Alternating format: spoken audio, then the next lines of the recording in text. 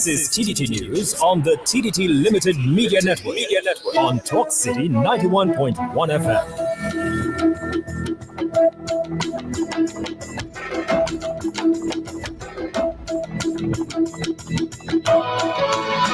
Good morning. This is TDT News Update. I am Stacey Awad, making the news at this time. The Anjuman Sunatul Jamaat Association, ASJA, is seeking to address recent correspondence and public statements by certain imams, some of whom are affiliated with ASJA Jamaats, who have recently endorsed specific political candidates and parties. In a post to their social media, ASJA said, since their establishment in 1935, ASJA has maintained a steadfast policy of neutrality with respect to electoral politics. ASJA said they are fully aware that our members may exercise their democratic rights by supporting the political parties of their choice. However, they added that while they remain neutral in the arena of electoral politics and campaigning activities, they are by no means apolitical when it comes to policy decisions that have a direct impact on the Islamic community. Thus, in light of recent events, they added that they feel compelled to publicly distance ASJA from the political views being expressed by some imams and urge these individuals to ensure that any political opinions they articulate are framed as personal viewpoints and not as representations of the ASJA's official stance. Esmond Ford, who has served as a parliamentary representative for a decade now, highlighted some of the major infrastructure and other projects that have benefited the people of Tunapuna. Starting off his political career as a councillor with the Tunapuna-Piarco Regional Corporation, Mr. Ford boasted that he is set to continue this representation. During his address at the People's National Movement's public meeting in Tunapuna, Mr. Ford cemented his loyalty to his hometown. I am dedicated to you, the people of this constituency, because your needs are our needs, your dreams and your aspirations. Our aspirations are the heart of everything I do. I pledge to continue leading with integrity, with vision and decisive action, rooted in inclusivity, respect and progress. Following his resignation from the United National Congress, Senior Counsel Larry Lala made his first speech at the PNM public meeting. Mr. Lala criticized the UNC for their remarks on projects undertaken by the Prime Minister, especially the Dragon Gas project. And wish for it to fail, and that the Prime Minister's work on the project would result in sanctions against him, against the country, seize of his assets, the assets of Dr. Rowley, etc. Despite that, and no doubt at great risk to himself and his family, Prime Minister Young was able to maneuver difficult international, political, diplomatic, legal, and other issues to bring us to where we are on the Dragon Gas project. Police arrested 14 people over the weekend, including a 74-year-old woman who was allegedly found with marijuana. According to reports, between 1 and 6 p.m. on April 5, Southern Division Task Force officers, acting on intelligence, carried out a division-wide operation, which resulted in 6 people being arrested. These include a 74-year-old woman from Corinth, San Fernando, who was found with 90 grams of cannabis, a 29-year-old man held for possession of 63.8 grams of cannabis, a 36-year-old Monripo man for possession of 64 grams of cannabis, and a 44-year-old man from Cocoye, San Fernando, for possession of 62 grams of cannabis. A 32-year-old Gasparilla man was held on inquiries related to the larceny of a motor vehicle, while a 33-year-old man from Bayshore, Marabella, was also held on inquiries. To sport, an emotional Darian Whiteman celebrated achieving the Carifta standard time in the boys under 17 800-meter finals on the final day of Carifta trials at the Manny Ramjan Stadium in Marabella. Despite losing out to first-place winner Brian Scott of +1 a week athletic club, Whiteman still made the standard time, clocking 1 minute 57.20 seconds to put this RSS Phoenix athlete in contention for the games. I worked really hard over the off season just to get this character. I want to thank my mom and everything because she encouraged me a lot, and all my teachers. It means a lot because last year I was unable to make the team due to me slowing down before the finish line in 400 meters. And right now, I really overjoyed it. And that was your TTT News Update. I am Stacey Edward. Have a good day. That was TTT News on the TTT Limited Media Network on Talk City 91.1 FM. Democracy, a system of government by the whole population or all the eligible members of a state, typically through elected representatives. Defending your rights, bringing awareness, waking you up with knowledge. Sharon Felix is live on Talk City 91.1 FM, Monday to Friday, 6 to 9 a.m. with Damian Kidd, Titans of Democracy on Talk City 91.1 FM. Connect with Sharon on Mondays, Wednesdays, and Fridays at 12:05 p.m. on Talk City 91.1 FM. Several callers to the program have gotten the help they needed. I'm calling to thank you guys for the great job you've been doing, helping me out. I mean, you guys are doing a real good job, and I appreciate it very, very much. Thank you very much, sir. Thank you for calling in. No, I have to thank you guys. All right. Well, I'm thanking you for letting us know that you're happy. Okay. Sharon will do her best to have your issues gain the attention of that specific government office, private enterprise, or business. Once you call Connect with Sharon, 622-4911. Connect with Sharon, 12:05 p.m. Mondays, Wednesdays, and Fridays, only on Talk City 91.1 FM. Your address for talk. Titans of Democracy on Talk City 91.1 FM.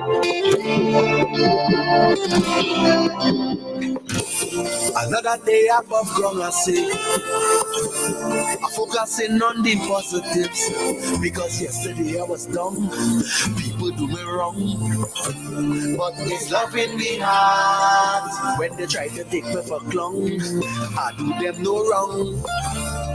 Jaja have me back, and I shouting, oh Lord, I'm thankful, oh Lord, I'm thankful, it's you who give me health and strength. Oh Lord, I'm thankful, it's you give me the handful, every day you're blessing me. Only it's a knock-a-knock, it's nothing we nature, money in we pocket, this life I want love it. Only it's a knock-a-knock, it's nothing we nature, food on we take. able, I could and I'm able to get jump up and wave. I thankful for life, to see another sunrise, but you want up in the air. All the stress on your mind, put them problems aside, and give thanks, yeah, for another day. Don't forget to pray, and give thanks, yeah, for another day. Don't forget to pray. Another day above ground, I say, thank you, Father. I'm focusing on the positives, cause yesterday I was down, today I feel strong. Yes, His loving me hard, guilty of my name around tongue. I do them no wrong. Jaja have me back, and I'm shouting, oh Lord, I'm thankful, oh Lord, I'm thankful. It's you who give me health and strength. You give me the handful, every day a blessing, yeah. Only a time I can it's not in the nature. Money in the pocket, this life I love it. Only a time I can it's not in the nature. Food on the table, I could and I'm able to get jump on my way. I thankful for life, to see another sunrise, but you want up in the air. All the stress on your mind, put them problems aside, and give thanks, yeah, for another day. Don't forget to pray, and give thanks, yeah, for another day. Don't forget to pray. Be mindful. I'm so grateful.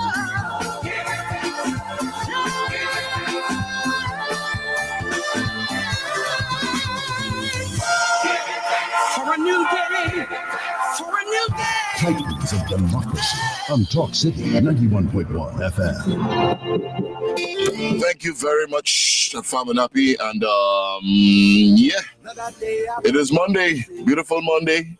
You know, we have to give thanks and praises to the Almighty, give thanks to the Creator. And it's always a pleasure to be here in Talk City 91.1, especially on a Monday. You know the Monday blues, but we ain't got no blues around here. We only got some humid skies, but in the spiritual world, we're seeing clear skies today. Yeah, Sharon, morning. Good morning, Damien. It's Monday morning. Titans of Democracy. That's right, and I want to thank the Lord for waking us up this morning in the land of the living, being here safe and sound to be with you for the next 3 hours, and we have a packed show today. Yes, we do. So let me say good morning to, oh gosh, there's so many people to say good morning to. But let me say good morning to everybody. Angie, I love you. Miss Tuna Puna, all our Tobago callers, everyone. Mano, good morning. I hope you get up. At Mrs. Regis, Mr. and Mrs. Regis, Mr. and Mrs. Primus, Mr. and Mrs. Chance, the normal thing, all you know what is do it. So everybody locked on to 91.1. Hey. I do that to see that you're on the back. 91.1 Talk City. I do that for spite. Yes, indeed. All right, so people, get ready to call us up in just a bit. And do it quick. We have plenty. It's packed today. Yeah. Good morning to the folks in Tobago. Yeah. Good morning to the folks internationally as well, regionally. Of the Caribbean Islands, we say good morning. And I'm just feeling a little bit as we bless up the place. We could just get a little while, wake them up a little bit, Sharon. A little bit. Yeah. Wake them up. Just a little bit. Yeah. One of my favorites. Hey, Titans of Democracy on a Monday. So we do dashing away bad vibes. I'm bringing good vibes today. Marsha Montano, Mr. Fed. Yeah, your phone calls up next. Stop whining up now. Don't care if I whine on you. How will you stop whining back?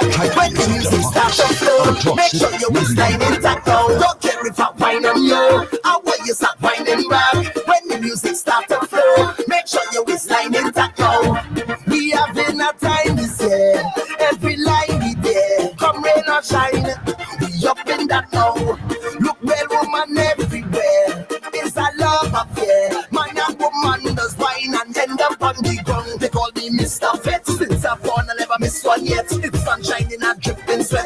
thunderstorm and a soaking wet. They say, Mr. Fett, you're mad. And I say, Mr. Fett, you're mad. I come here to get on bad. Fetting is we name. We don't play. We go in night and day. No Fett can't tie away. We come in again. Every day. We full of energy. It's like they crawling away. Like that is we name. Don't care if I whine on you. I want you start whining back. When the music start to flow, make sure you waistline intact now. Don't care if I whine on you.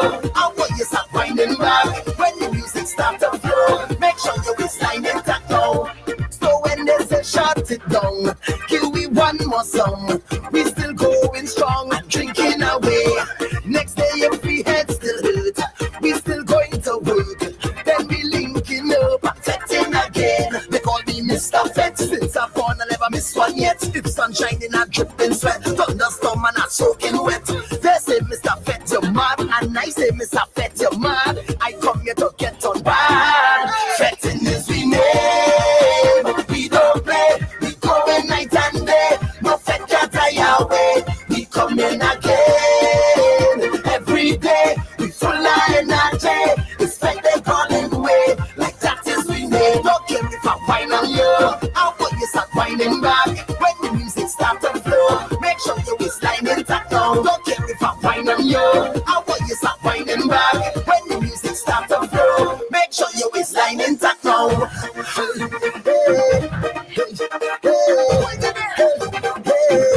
Start whining up now. They call me Mr. Fett. I never miss a Fett. They call me Mr. Fett because I never miss one yet. They call me Mr. Fett. I never miss a Fett. They call me Mr. Fett. We don't play. We go in like that. No friend can tie away. We go in again. Every day. We fall like that. It's when they call it way. Fetting is we name. We don't play. We go in night and day. No Fett can't tie away. We come in again. Every day. We full of energy. It's like they calling away. Like that is we name. Don't care if I whine on you. I want you start whining back.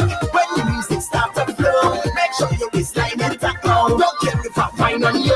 I want you start whining back. When the music start to flow, make sure you waistline intact now. Don't care if I whine on you. I want you start whining back. When the music start to flow, make sure you waistline intact now. Don't care if I whine on you. I want you start whining back. When the music start to flow, make sure you waistline intact now. Titans of Democracy on Talk City 91.1 FM.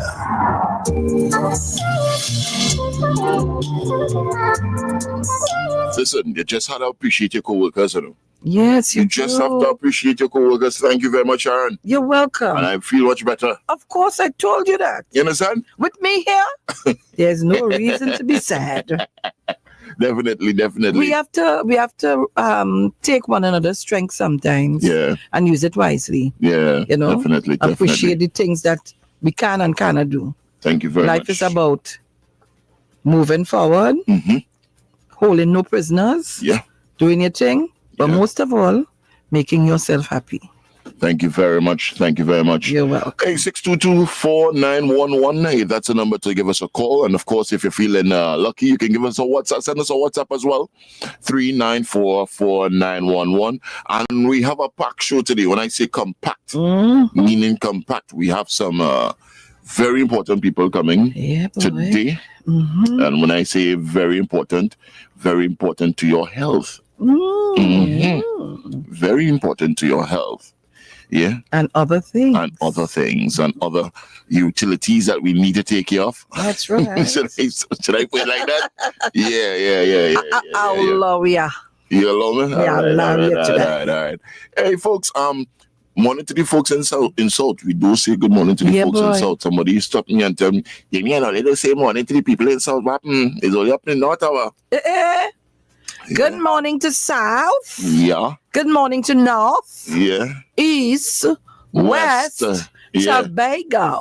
There's been pointing some places in South Gasparillo. We have Marabella, I'm going to say Maravalesi. Marabella. Faisabad, but don't give me the real call Faisabad though. Faisabad is my next home, you know. Well, you see?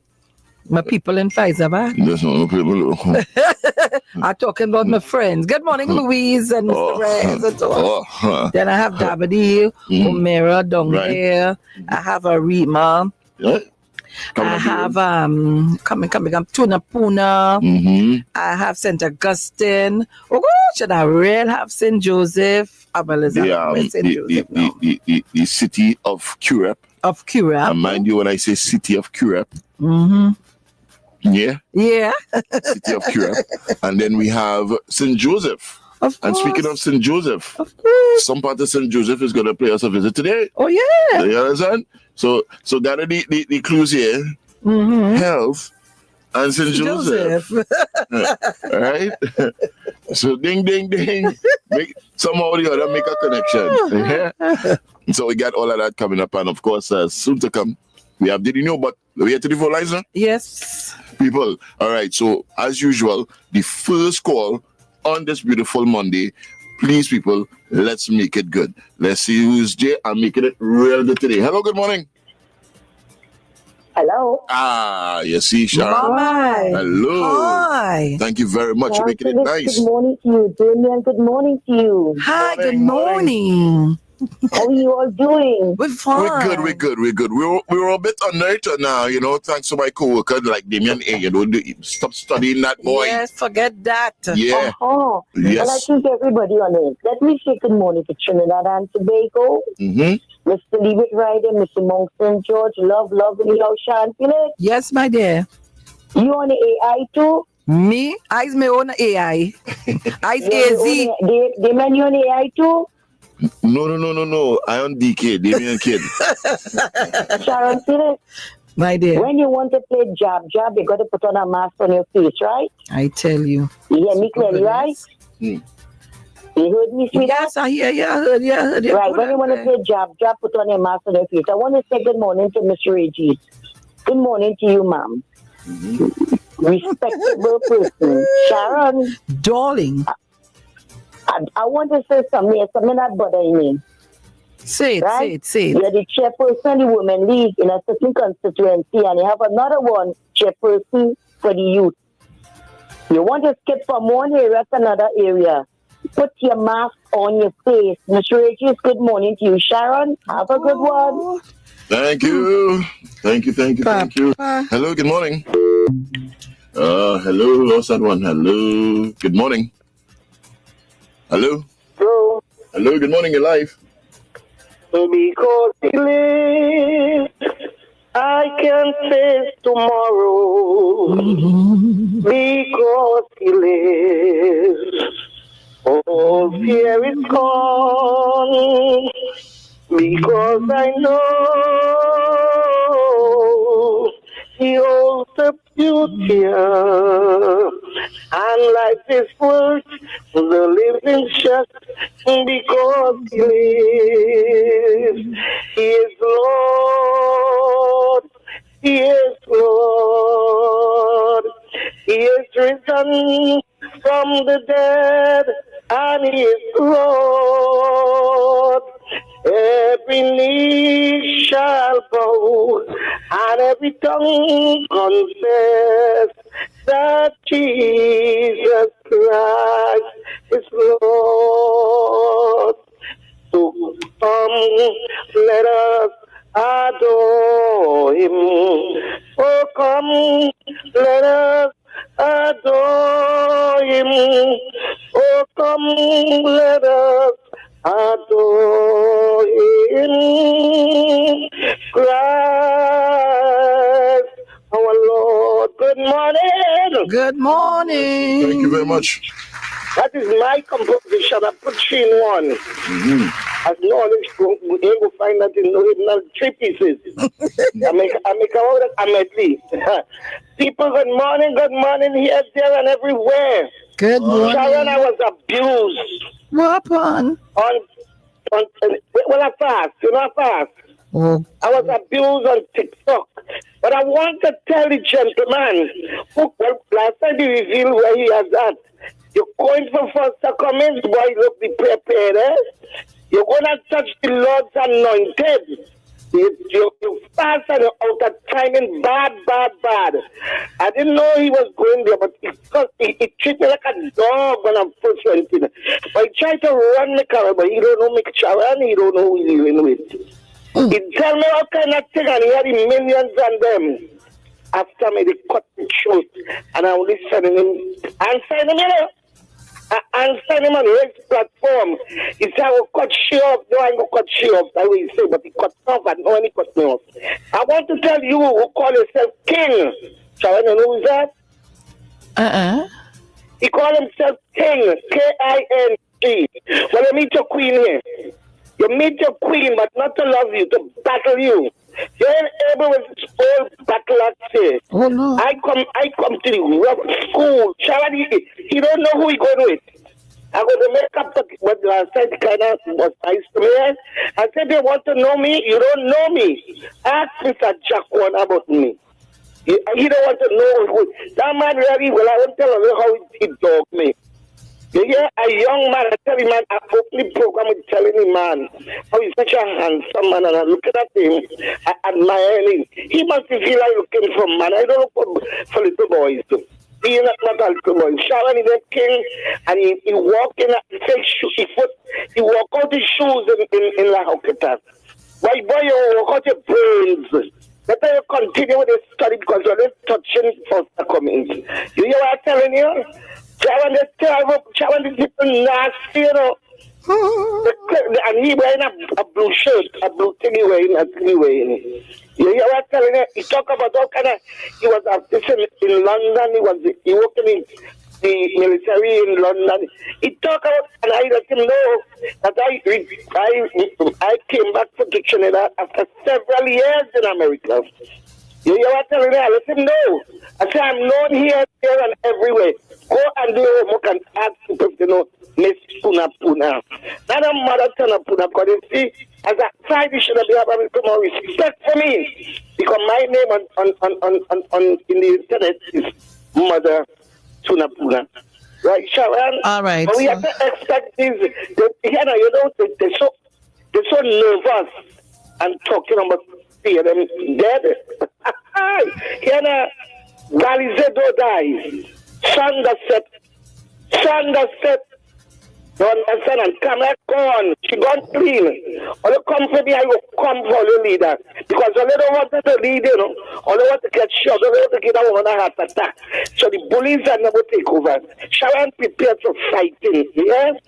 All right, Mr. Napuna. Fighting in them camps and them. All right, let me take some more calls now because we have a packed program. This is a movement. All right. The only movement is that PNM, People's National Movement.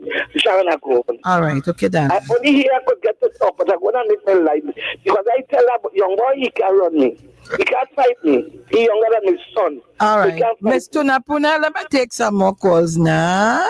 I'm going on because the show has been calling back, you know. The show has been having, you know.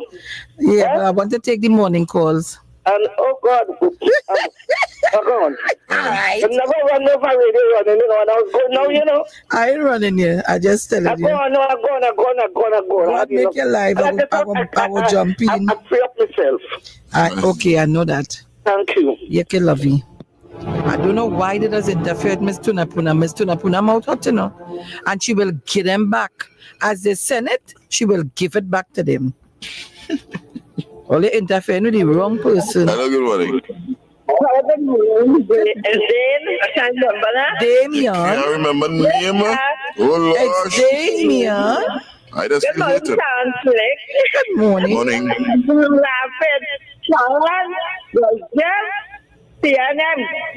clear with me. Hey, Papa, you. I sent plenty for you yesterday. You sent for me? What? Oh, really? God, I sent for you.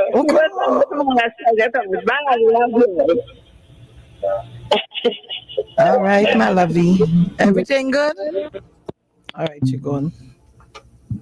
She understood the assignment. Yeah. Come on, guys. Call us up. Don't wait on me. Call. Guys, you had to.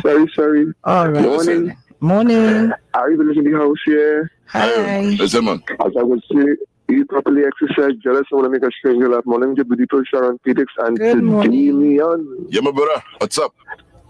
Well, love in the house, and I would say, a home.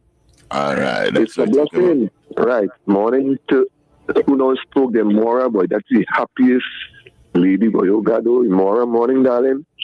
And to my friends, 91.1 Titans of Democracy. Yes. My friend in Malcolm and Gemma, Fireman Fayo, St. Madeleine, Marilyn and St. Madeleine, Mount St. George, my friend in New Grand Princess Town, morning, darling, and to all the beautiful ladies. Mother, turn up. Only leave her alone, please. I don't know why it doesn't interfere. And my lady in Whiteland, Wendy, and to all my friends, stay strong and PNM forever. Right, I go on. All right. Hello, good morning. Hello. Good morning, Damian. Morning, partner. Morning, Sharon. Morning. And how are you all this morning? We good. How was your weekend? My weekend was good. Damian one was good. It was Thank God. Yeah. I want to say good morning to my brother, my sister, my children. Good morning to Mr. Mount St. George, Mommy, Mr. Leavitt there. Mano, each and every one has called on the Tyson on the morning and give their contribution. Say good morning to each and everyone. Have a blessed and a pleasant day. And when you finish, Sharon and Damian, let's journey home safe by the grace of God. Have a blessed morning. Thank you very much. Thank you. We're gonna take some more phone calls. But it's time for what it's time for, Sharon. It's time for Did You Know? Did you know? Right? Did you know? So check it out, people. Now, Sharon, this one real interested. Do not, I say, do not use this as any weapon. Show the show, All right. Right? You promise me? I promise. You ready for Did You Know today? Yeah, Right? I want to know. Ladies and gentlemen, it is physically impossible for pigs to look up at the sky. Why? Right. So here goes. While it's a common saying that pigs can't look up at the sky, it's not entirely accurate, actually. While their neck and spine autonomy limits their ability to tilt their heads back, to look up at the sky, right? They can see the sky, not just the same way humans do. Oh. Right? Oh. See, you see that smile on your face, right? And they have a limited upward field of vision, right?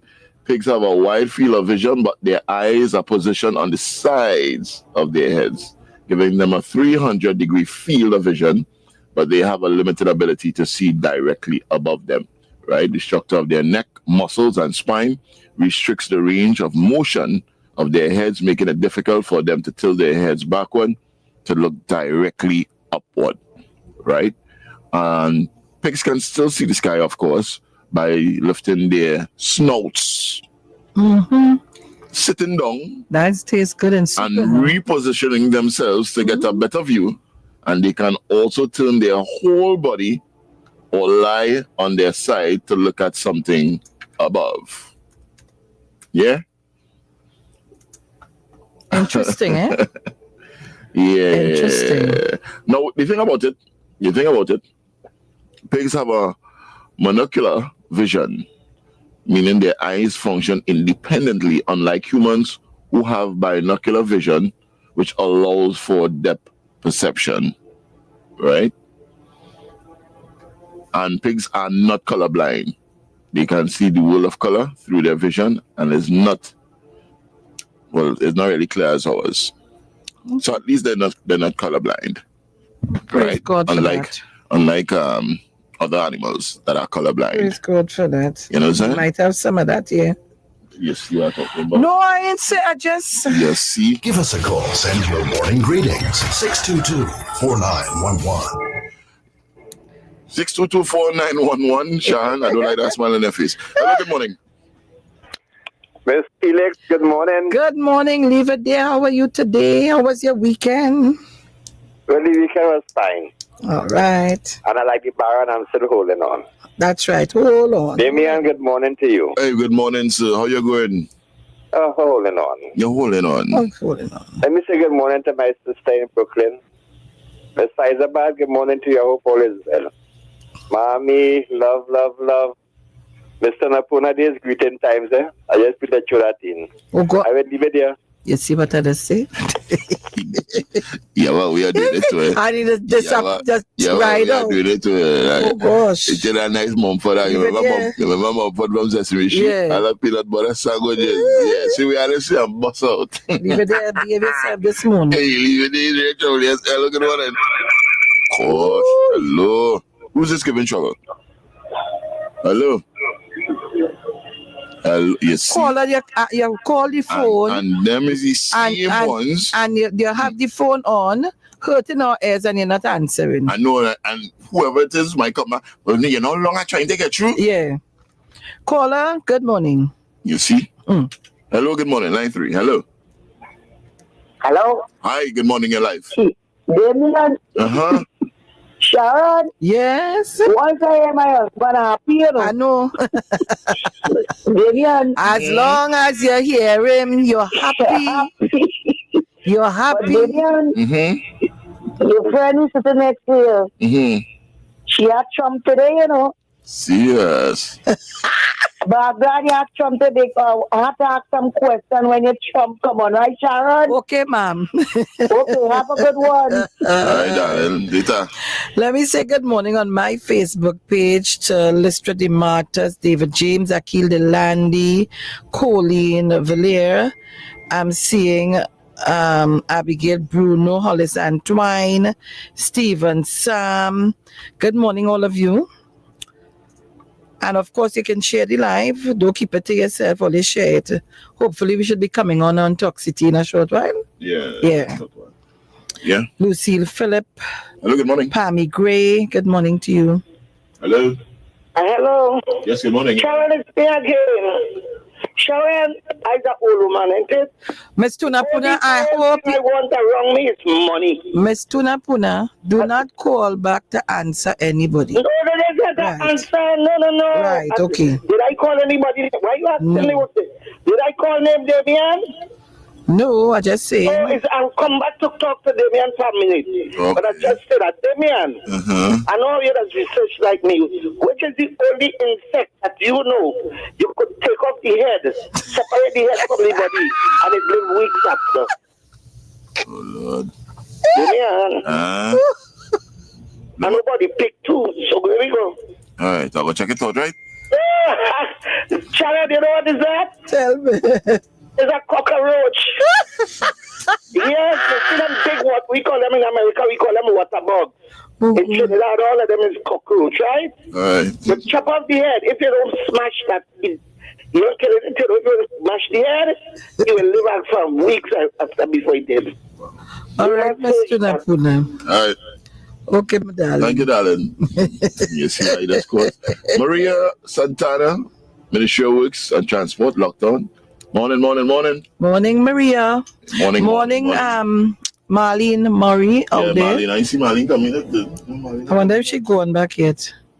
Cheryl, Marlene, good come morning on. to you. Bring a little 2 chocolate. Hello, good morning.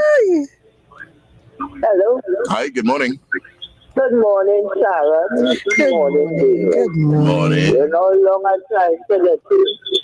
Well, was it you? Finally get you. Sharon. Yeah.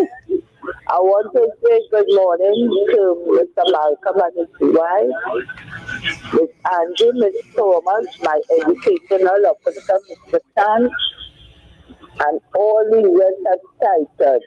Baby, I see that thing you're talking about up in the sky. I always looking up the bright. I 12:85. I always. Oh gosh, 12:85 morning. So don't get on. So who I ain't call out to, good morning to them. And all of a blessed day with some faith. Thank Okay, you. darling. Thank you. Hello, good morning. Hello. Morning. Morning. Sharon, what is your listening here? I was station. I got to hear the station now. So I can go there and listen to the program. Yes, Thank you, darling. God bless you. All right, honey. You're not finding me fast and furious, you know. Let me say good morning to my special friend, darling. I love you so much. You know that. And he locked on and listening. Take that in all your ways. Morning, Crondell. Morning. Hello. Morning. Yes, morning, Uncle Robin. How are you doing this morning, man? How was your weekend? Was good, man. Was good. Right, Auntie Cheryl, morning, darling. How Morning was your to weekend, you. honey? My own was good. A little work and thing and a little walking up and down, but it was good. Wonderful. You, but I know it had rain there Saturday evening or morning. But boy, we have rain.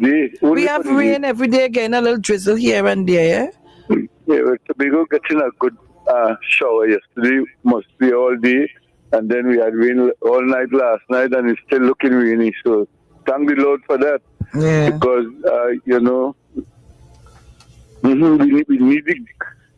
need the grass for the animals, and, some of the trees that you have outside that need water, and, people don't have water. So we're thanking the Lord for His mercies where that is concerned, Auntie Shara, I have good news for you, True. Very, very good news. Last night, our Prime Minister, morning, Mr. George Richard Young, SC. Prime Minister of Trinidad and Don't Tobago. forget to put the SC. Morning. He was here yesterday over in Signal Hill School with our 2 Tobago candidates and our whole PNM entourage, Mr. Ansel Dennis, and the youth speakers. Oh, wonderful. We had a young man there, a youth speaker, and the man powerful. He's a real replica of Dr. Rowley. Powerful. And Eric and all came and somebody gave him a number and he called me. But Auntie Sharo, the good news is that Tobago is all red. I just want the people to keep the tempo, and Tobago is all red. I don't care who blue, who yellow, who green, who anything. I know Tobago is all red. Powerful, and that is the good news. Tobagonians, PNM Tobagonians, on the 28th of this month, I want you all to come out and vote resoundingly for our 2 young women, Mrs. Shampa Kujo-Lewis and Mrs. Ayana Webster, to be our representatives for Tobago on the PNM party. Come out and vote resoundingly. The people of Tobago need to have you all have the candidate down in Trinidad, in the Parliament of Trinidad and Tobago. I love you all. Good morning to everybody. Good morning to our former Prime Minister. Morning. You have handed mantle to a powerful man, Mr. Stuart Young. Mr. Stuart Young, we love you here in Tobago, man. Love to everybody. Leave it there. Love you too. No more Dr. Rowley. Shorty, is it the young and vibrant young Stuart. Yes. All right. Thank you very much, Mount St. George. Guys, we have a pack morning today. Really packed. And I just want to get into the papers. Mark Rukwandais, a recipient of the Order of Trinidad and Tobago, former head of the National Gas Company, NGC, and musician, died. All right, so we send our condolences. Family and friends. And of course, I see President Kangaloo. The Minister of Health is going to be in with us. We have a pack program. Yeah. Pay some bills. Yeah, and come back. Titans of Democracy, and coming up at 7 o'clock, look out for your news at the top of the hour. That's right.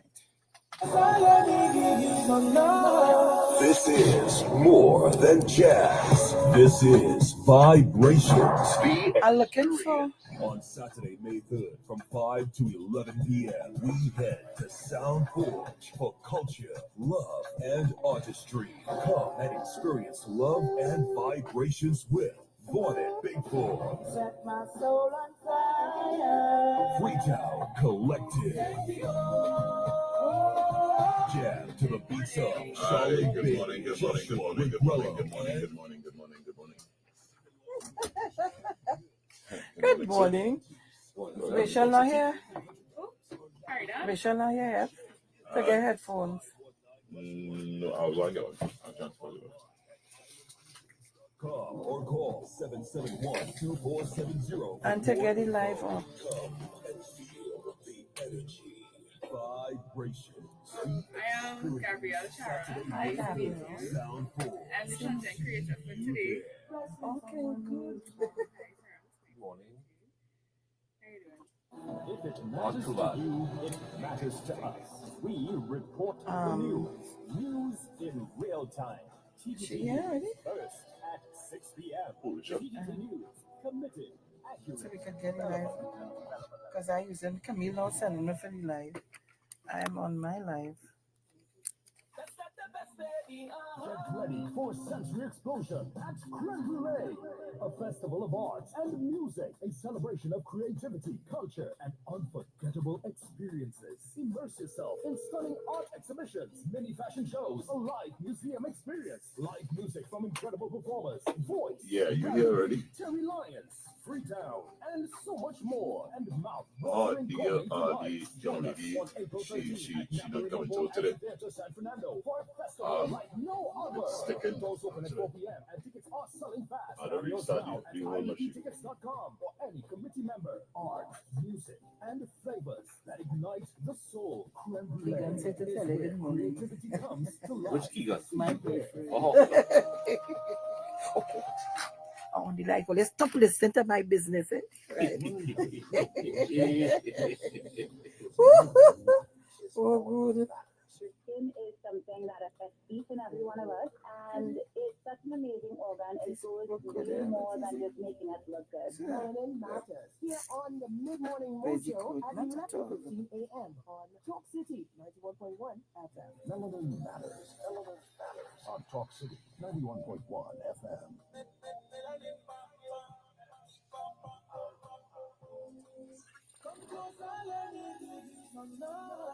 This is more than jazz. This is vibrations. The experience. On Saturday, May 3rd, from 5 to 11 p.m., we head to Sound Forge for culture, love, and artistry. Come and experience love and vibrations with Mornin, Big Four, Set my soul on fire. Freetown Collective, Jam to the beats of Charlotte Bailey, Joshua Regrello, and Cote, and sing along with Jaron Nils and many more artists. Early bird tickets $300 are now available at Cache, In Excess, 519 Restaurant and Brindellas, or online at islandetickets.com or call 771-2470 for more info. Come and feel the energy. Vibrations, the experience. Saturday, May 3rd, Sound Forge. See you there.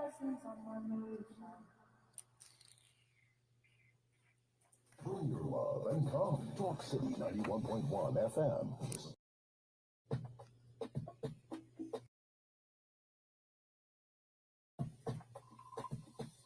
I go cross any ocean to find you. Won't let no mountain get in the way.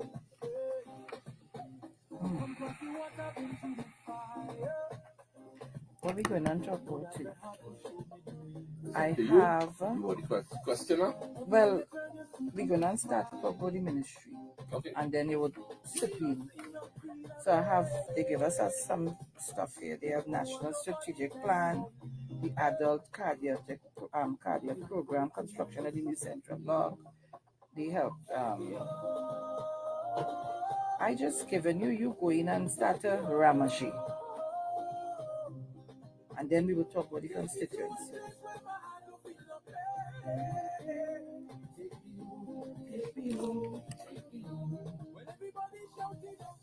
Right there.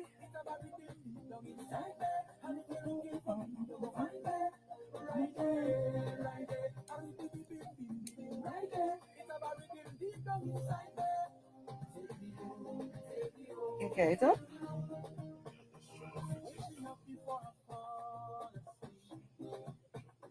Take me to a place where love marry me to the heart of water. So if I ever leave, I'm bound to come again. All around is fire and flame. All this world is so crazy, yeah. Protect we Iron Father, we pray. Until the very end of the day. Take me home. Take me home. Take me to a place where my heart will feel your pain. Did it get When everybody's shouting out, right there, it's about the thing you don't inside there. And if you're looking for me, you'll find there. Right there, right I have another headphone saying no. right there. It's about the thing deep down inside there.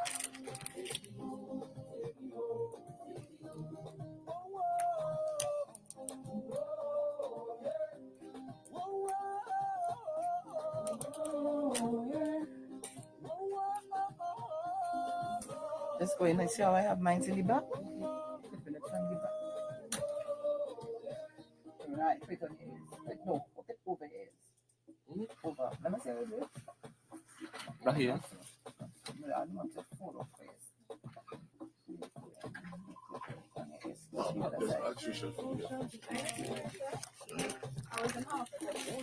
Oh, no, she don't know.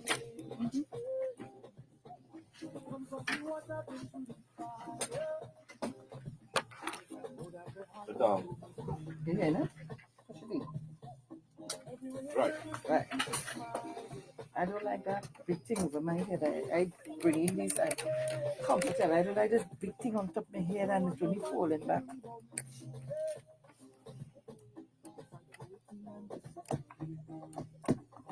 Take me home. Take me home.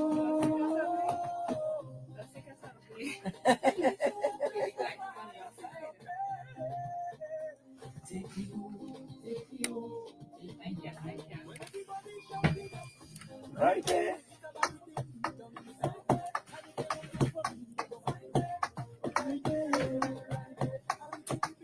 Right there, it's about rhythm deep down inside there. Take me home, You're going with him after the news? You're doing it starting after the news? Before and after. All right, okay. Take me to a place where love must be.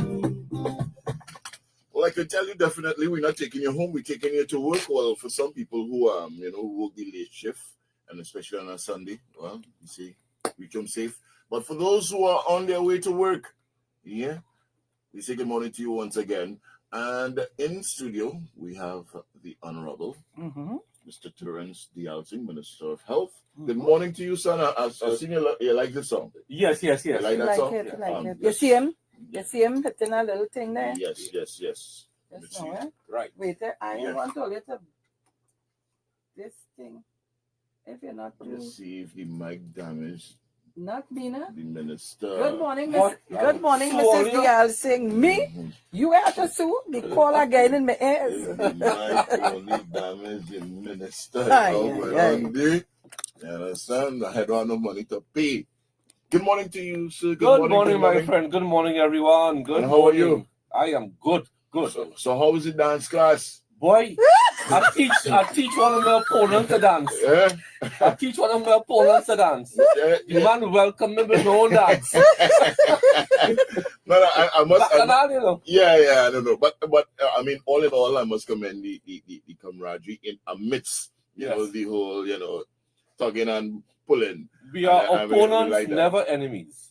That's what we're talking about. So how are you this morning, sir? I can't complain, brother. Yeah. Fit and ready to go again. Well, as we saw, Yeah. you know what I mean? No questions asked. You have a name for the dance, though? No, wait. That is the Terrence dance. Don't Terrence, forgive me. Don't change, don't put no handle to Leave it so. Like the Terrence dance. They say, leave it so, leave it right. So what's happening? So what's going on? What is in the pipeline? Well, I continue to work hard. I have a ministry to run and I have a campaign to run. So we're doing both at the same time. Yeah.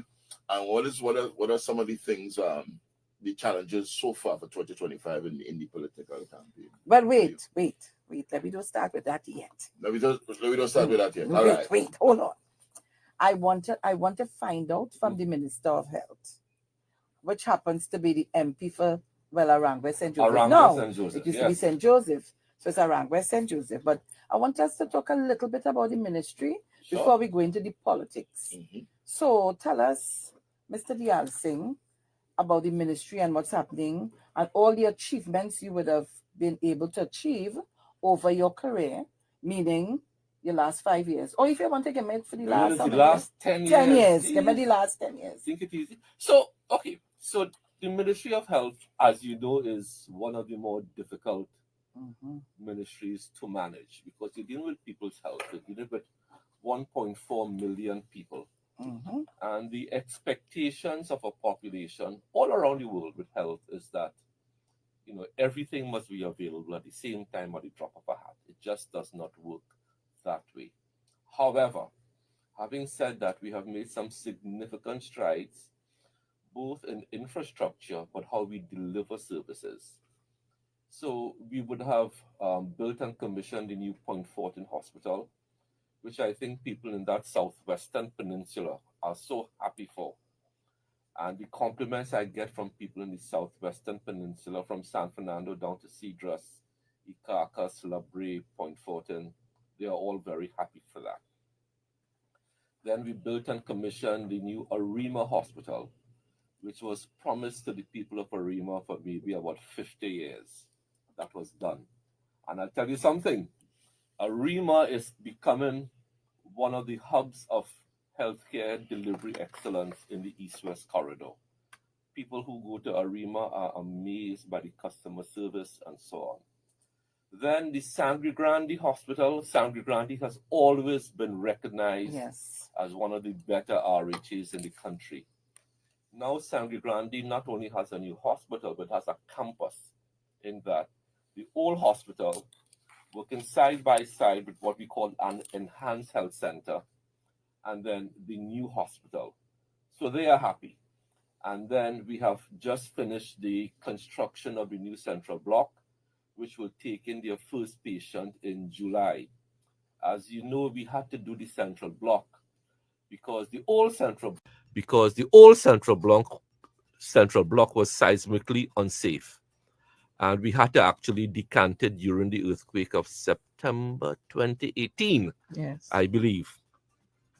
So that whole Port of Spain Hospital ecosystem has been under tremendous strain. And with the opening of the new central block to accept patients in July, you will then have a much better environment for delivery of healthcare services in Port of Spain. In addition to that, one of the things we are most proud of is the opening of the Cancer Center of Trinidad and Tobago South Branch to start to mirror what we have at St. James. If you ever went into the old cancer, and I use the word, I know we're on radio, so you can't see my air quotes, what was passing for a cancer center in the San Fernando Hospital, you would be amazed and shocked that we were keeping patients under those conditions. So we repurposed the Augustus Long Hospital, and that place is doing phenomenally well. We put down the linear accelerator at St. James, so people could continue to get their free radiation. We built and commissioned the Diego Martin Health Center, which is probably the best health center in Trinidad and Tobago. But infrastructure aside, what goes on within these buildings, the delivery of services, is what is most pleasing. And now, the biggest revolution in local healthcare is the introduction of digital technology, artificial intelligence, and digitization into the health sector, where we are digitizing health records. For those of you who have elderly patients who go to clinics, one of the biggest complaints you'll hear is what? Lost the Lost, documents. I can't find my the record. file and this and When that. they can't find your paper file. So we started digitizing our patient files a couple of years ago. That is going phenomenally well. We haven't digitized all. What we have started to do was digitize the most recent patients and then go back. So the most active patients who come to us, their files are digitized, and we are working backwards. But in that technological revolution is this. We have two ladies here, we have a gentleman here. If any of you ladies and your parents did an MRI or a CT in one hospital, and then you fell ill in a different part of the country, you will have to do over a new MRI and new CT. We have introduced a system now where all the hospitals, something called the PACS system. What is PACS? PACS. Picture Archiving Communication System. So you're getting everything anywhere you go. We could see it. We could see your records Give me a round of applause for anywhere. Anywhere. That what we talking about. We have also done it now with your blood work. So if you draw blood in Port of Spain and you go San Fernando tomorrow and fall ill, I could see your blood work. So you don't have to draw blood again. That right there. So that is called a LIM system, Lab Information Medical System. And then we are introducing and have introduced what they call e-prescriptions. So the doctors no longer have to write a physical prescription.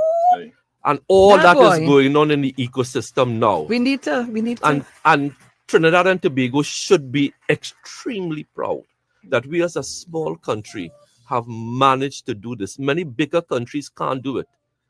We have done it. That's 2-3 years post-COVID of hard work. And Minister, I am so happy for that, because sometimes you see a prescription and Lord, what is this written here? Yeah, exactly. What is that? I can't make it out. I don't know.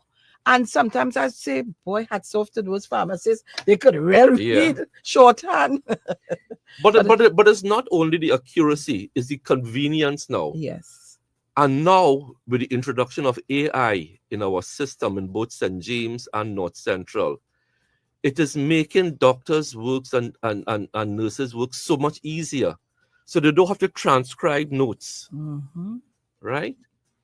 So this technological revolution in health in Trinidad and Tobago is absolutely phenomenal. And I'm so glad to be a part of it. And hats off to everybody who worked with me on it.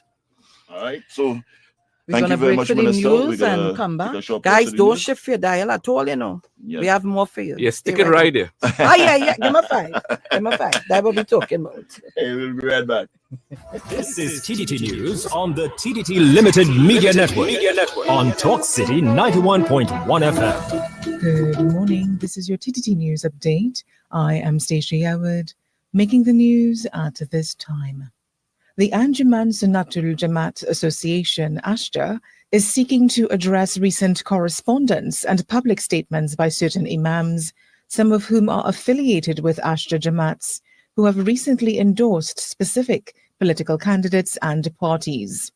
In a post to their social media, ASHA said, since their establishment in 1935, ASHA has maintained a steadfast policy of neutrality with respect to electoral politics.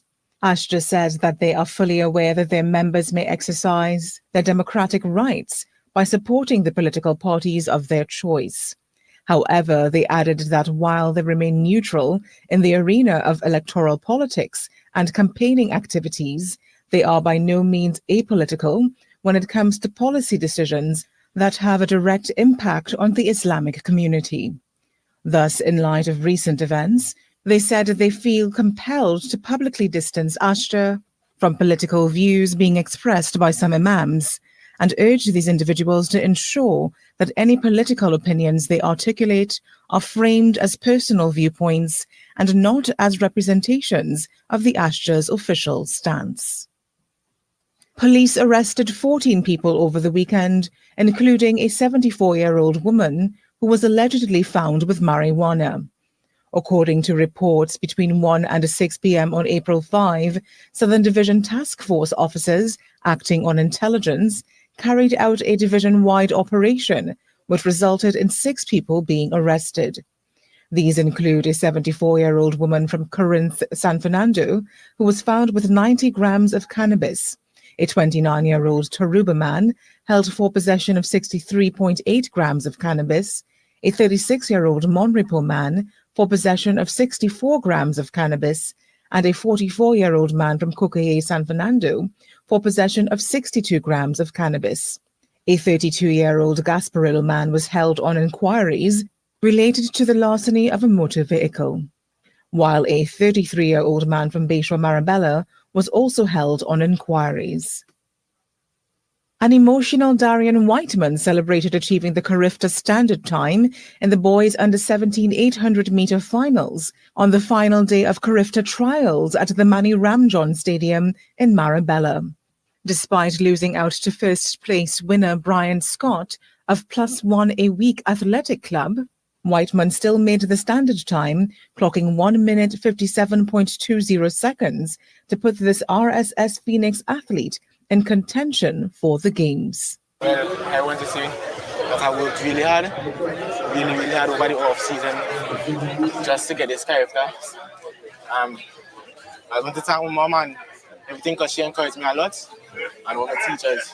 It means a lot because last year I was unable to make the team due to me slowing down before the finish line in 400 meters.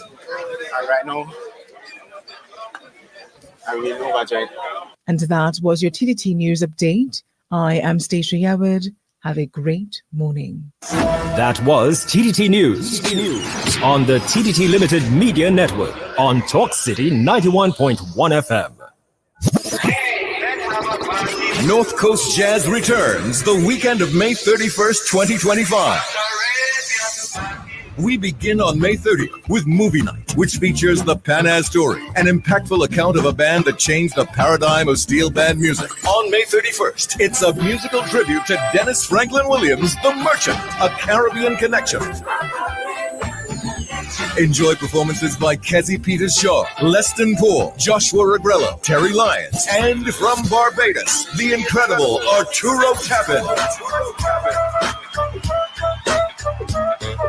North Coast Jazz 2025. Join us in Blanchishes for an unforgettable weekend of music and culture. Come bask in the picturesque views of the North Coast. Experience jazz, calypso, and steel pan at its best. I say we jamming. Connect with fellow music lovers. Mark your calendars for the weekend of May 30th and 31st. North Coast Jazz 2025, a Caribbean connection. Tickets available at Cassia Eastgate, Port of Spain, and Gulf City. The Trini Shop, Massey Stores, Trin City, and Trin City Mall, and online at islandetickets.com.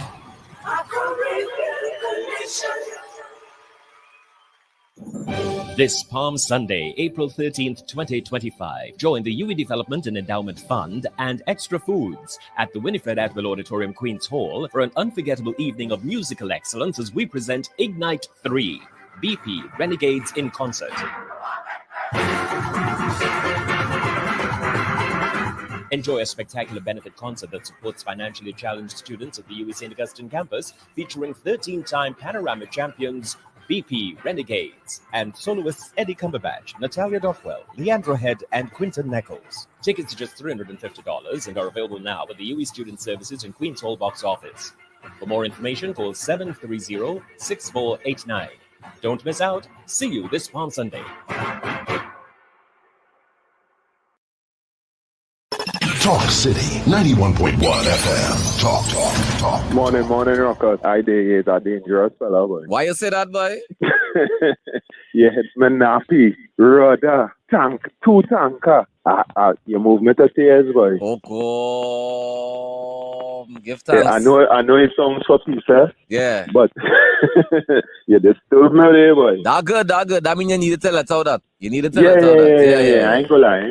Music. A leader with a clear destination and a direction. I we was seen most respectfully to whom this may be. Culture. You know sign language? Ma'am, you know sign language, right? If a blind man go in the hardware and he want a hammer, ma'am, what is the sign he go give them? Show me. Right, like that. Ma'am, if a man blind and he want a hammer, all he have to do is ask them. Right? I catch you with that one, right? Engaging conversations, latest news, our music. This is Talk City 91.1 FM. Protecting your rights, giving you insights. This is Titans of Democracy with Sharon Felix. Coming on the light like snaking out the grass. One with your thickness in your right back. One with your thickness in your right back. Never thought was a friend, now we like it like that. Coming on the light like snaking out the grass. One with your thickness in your right back. Well, I don't have time to beef. Lucky for you, my friend. I in a good spirit. I drink in a good spirits. The vibes right up to the limits. So don't me down, don't fight me down. Yeah. Good spirit. I drink in a good spirits. The vibes ain't cross in a minute. So don't hold me down, don't fight me down. Yeah. My friend and them couldn't tell you about me. Good people, it's good people. We only want love and we circle. Yeah. My family couldn't tell you about me. Good people, it's good people. We only want love. Well, every man make their choices. I said we make sacrifices. We block out the noises. We have to forget the voices. One day we gon' make it. We don't have to fake it. I give you my best. I give you the chain of my neck. I give you my love and respect. But now hear the story. Is you vex with me? Like I do you something. Like I do you something. When I hear the shout now, is you vex with me? Like I do the wrong thing. Like I do you something. Oh, it's a good thing. Well, definitely we are in a good spirit. We are Talk City 91.1 FM, your address for talk inside Titans of Democracy. Damien Kidd, Sharon Felix is here, and our guest for today, the Honorable Terence D. Alsing, is here, and he's just loving the music. He's just loving it. Totally, man. Totally. dancing. Yeah. Dance. He done looking like he would have got up there. He gone clear on the internet, you know. It's all Break over it the again. world, you know. Break it again. I like that. When I saw it, I see the boss, you know, going on they're going on fully endorse that. But you know, I see tell people, Marvin and all trying the Marvin same try dance. it. I said, really, look. Tell Marvin to stick to national security. Come on. Well, it's an honor to have you here with us this morning. And I know Sean was asking you a couple of questions. Yeah, so I just wanted him to no, because I asked him those questions, we were able to get a lot of information. Things that I was not even aware of. Yeah. And Trinidad and Tobago and the world listening to us this morning, I hope you all are understanding what this government has been doing, not making bacchanal and confusion, but looking for methods in which to ease our citizens' stress. Sharon, one of the biggest, and I'm going to say it, yeah? I'm going to get buffet. Oh, gosh. One of the biggest problems we have as a PNM government is that we don't know how to communicate our successes. We do it, and we make governance look easy. Wow. No, but you have to tell the people we make the it look challenges easy. you We face. do these things, but we have to communicate it more, and I will accept my share of responsibility for that. Because you have just outlined a number of things here that I didn't even know about. Yeah. I mean, and not only that too, we're not taking time to research and read. We are citizens who don't like. You see, when the bacchanal come in, oh, they're running with that. And it's not already hospitals that you could see your images. We are sending that down now to all the health centers. We have 109 health centers. So eventually, the whole health ecosystem, one patient, one file, one record, one view. That is the Excellent. ultimate goal of this digitization and technological revolution. One patient, one record, one view. Wherever you are in the country. And just now we can look forward to a lot of different operations for a number of different cases in Trinidad and Tobago that you don't have to leave Trinidad and Tobago to go to other countries to access. That's right. Yeah. That's right. Well, Damien, you have any question you want to ask him on health before we go into Well, no, politics to this find me out a what's fact that, going you on? know, especially with the blood works, that right there, because I you know, I had the opportunity of checking out the hospital one time, and I know that was, So you know, people had to wait a long while for it as well. We don't have to stick here a second time. We don't have to send it to a lab and wait to see what is going on with your blood. So you can actually be in South and know what's going on with your blood works in Port of Spain. And then they will decide, do I need to draw blood a second time, a new time? And that wouldn't keep you back. And we could see, and just see, the good thing is we could see your disease progression over time because we have your blood works now for all the times you did blood work, all the times you did a mammogram. We could see how your breast cancer evolving or not evolving. Is the tumor growing, not growing, without having to re-image you, because every time we re-image you, it not only uses up MRI time or CT time, it exposes you to more radiation. People don't think about these things, right? Right? So, all in all, this technological revolution, as it unfolds, will redound to a lot better healthcare, faster healthcare, and we're already seeing it. But it's not 100% diffused throughout the system as yet. That's it. Okay. But it's there. Because I'm looking at the completion of 150 beds at Rima Hospital. Yeah. We're talking about the completion of 106 beds in Point Fortin Hospital. The completion of Diego Martin Health Center, which, trust me. How many beds facilities we have in the new wing in Port of Spain? 540. Remember, the old central block was about just under 400. Right. So when we design your new central block, you have to design for the future in mind. So we went from just under 400 to 540.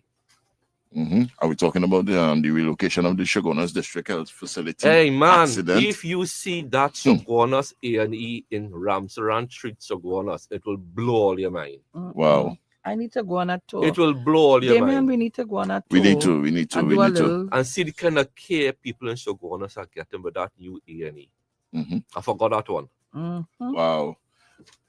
Well, I'm seeing the talk a little bit about the not wanting to go back from the pandemic, right? So just in case if we have something else that Dean want to come up, all right, how are we able to maneuver such? So what COVID taught the world and health ministers is that whilst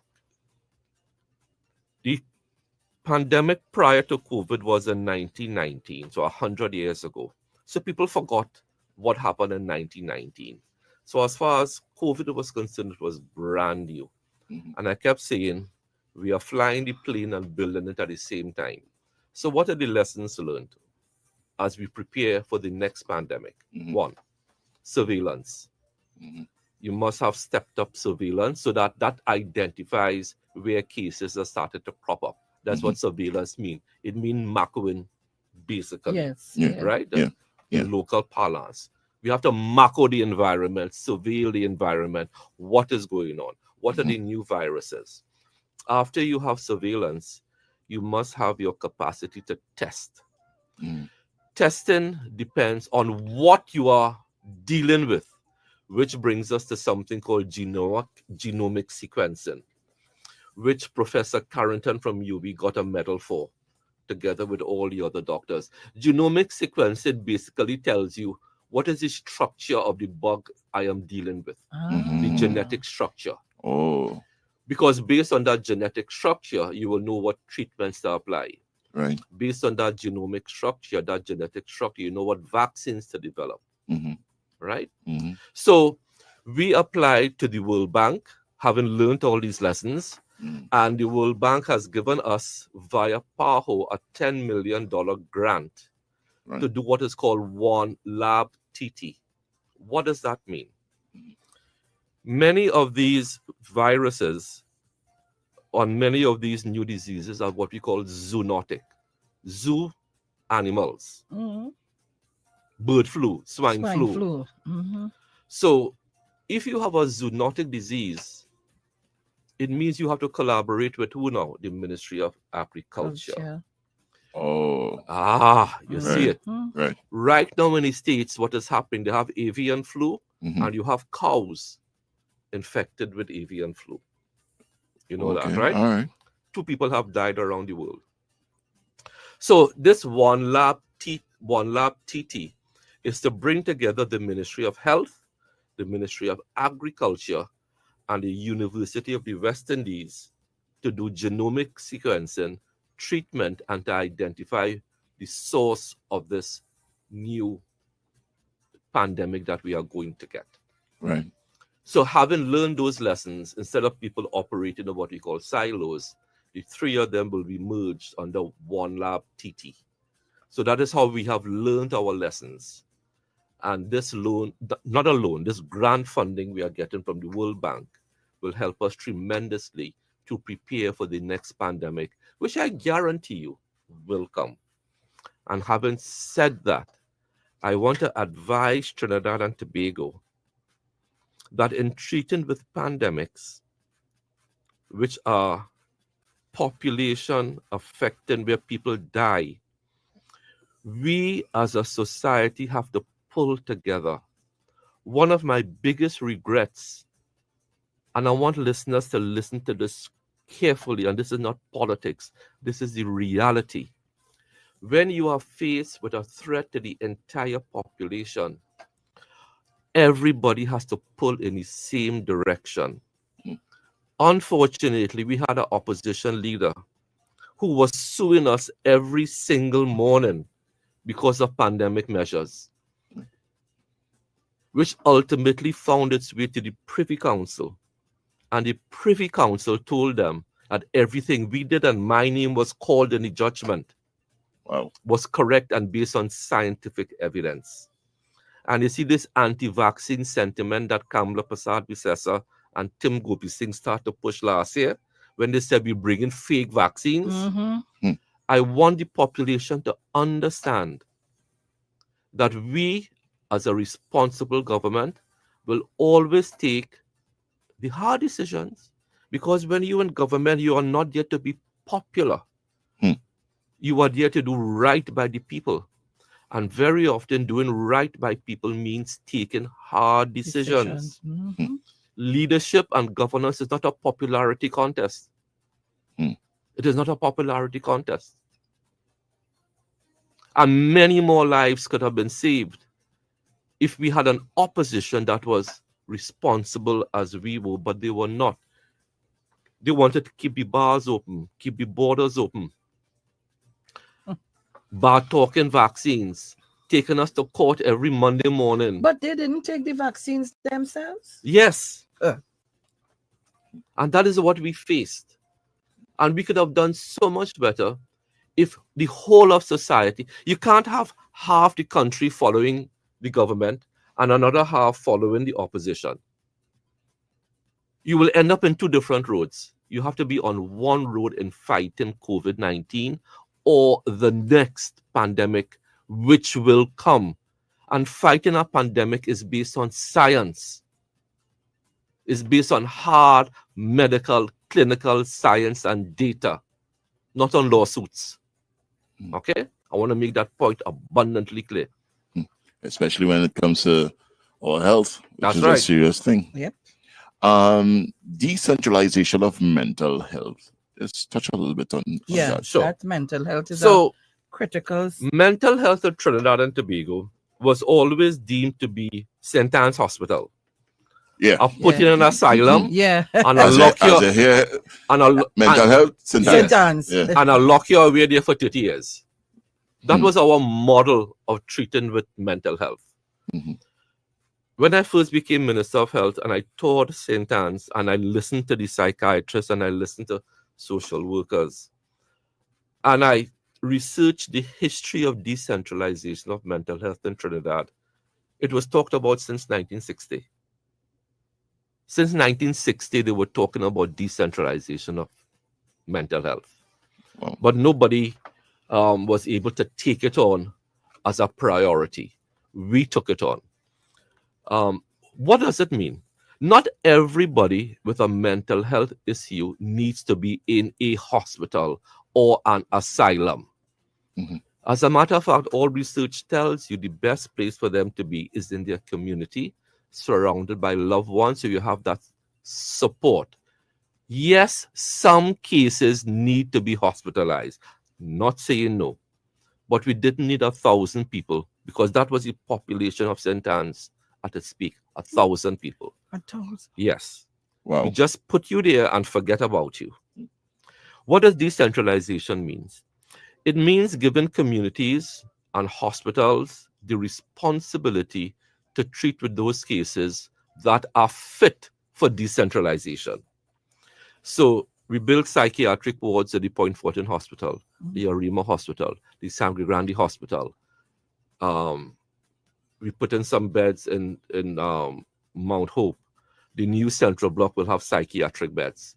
Okay. So it means that we no longer treat mental health disease with the stigma and discrimination of going to St. Anne's. It means you could be treated alongside somebody with diabetes, hypertension,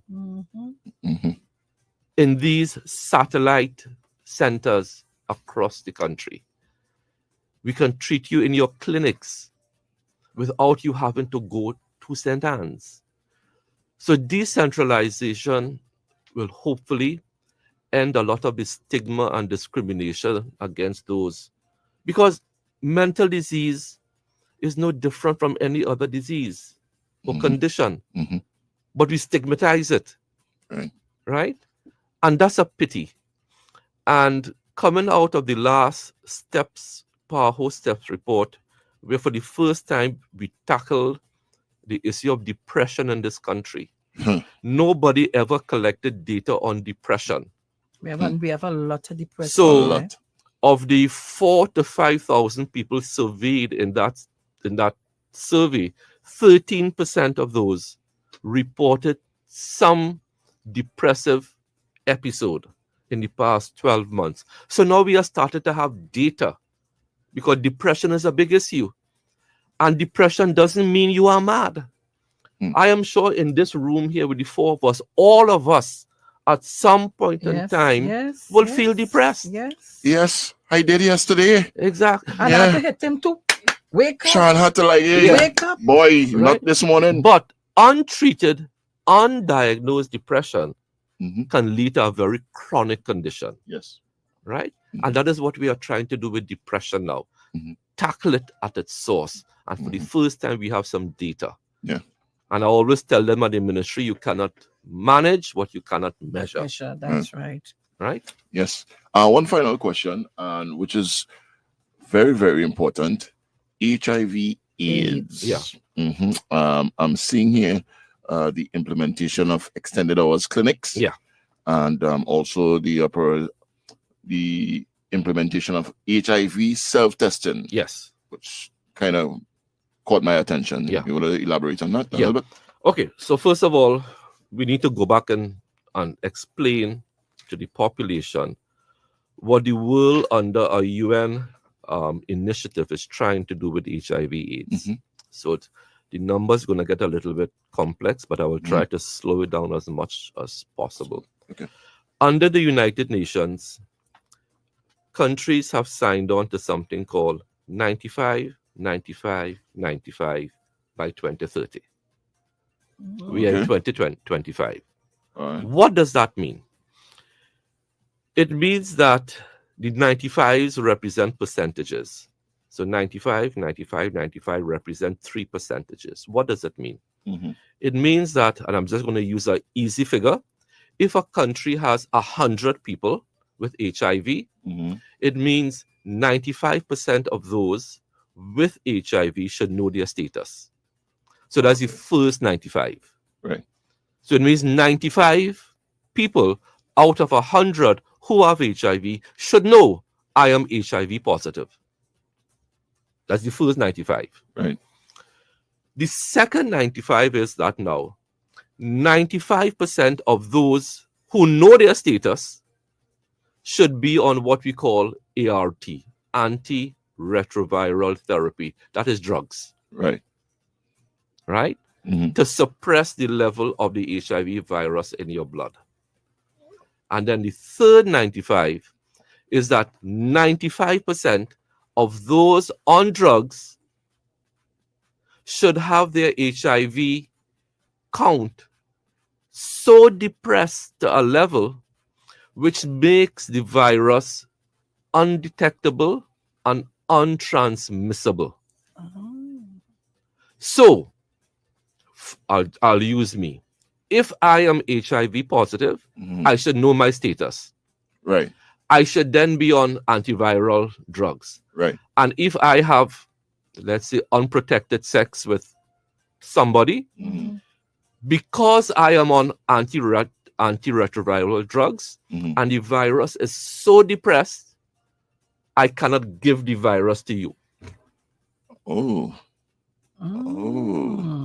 All Making right. sense? Making a lot of sense. Lot of sense. A lot of sense. So that's in 95, 95, 95. So to achieve that, self-testing now has a role in identifying who is HIV positive. That is the first 95. 95% of those who have HIV should know their status. Right. So you could be HIV positive, but because you have never tested, you don't know you are HIV positive. Oh. If you suspect you are HIV positive, stigma and discrimination will prevent you from going to a HIV clinic. You could say, look at he going to a HIV clinic, he has AIDS, he go dead. Yes. Yes. So we give you the test to do the privacy of your home. Wow. Self-test is a very simple self-test, right? And then you know your status. Wow. Then if you know your status, you register with us at our clinics, you get your drugs, you get your advice, and that is the sweet thing about self-testing. Thank you very much. You don't have that, Minister. that stigma. Yeah, attached. On a lighter note, having all the strength and the how you call it, fortitude of your dance, can I ask, Miss Minister, what is your diet like to show skill? Because I would like to know. What is my diet on a daily basis? You know, it's strange. I was walking Mount Hope yesterday evening. For those of you who know Mount Hope, they have a lot of hills. I remember in 2013 when I was fighting my first election, that was a by-election.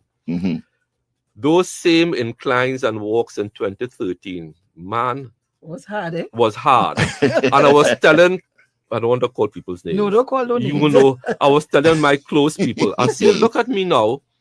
13 years later, I am doing these things like it's nothing. I'm fitter now than I was in 2013. Wow. Fitter now. Right? But So tell him what you just do now. He will die, but he will no, I mean, it's rare steam okra, rare steam fish. I don't indulge in the chicken and chips and the double. Right. I have those things as treats. Right. Right. But I maintain a proper, well-balanced diet: fruits, vegetables, fish, meat, and little walks, nuts, exercise a lot, right, and sleep a lot, drink a lot of water. I stopped drinking soft drinks in 19 when my father got his first stroke, right? Right. And I have said this publicly.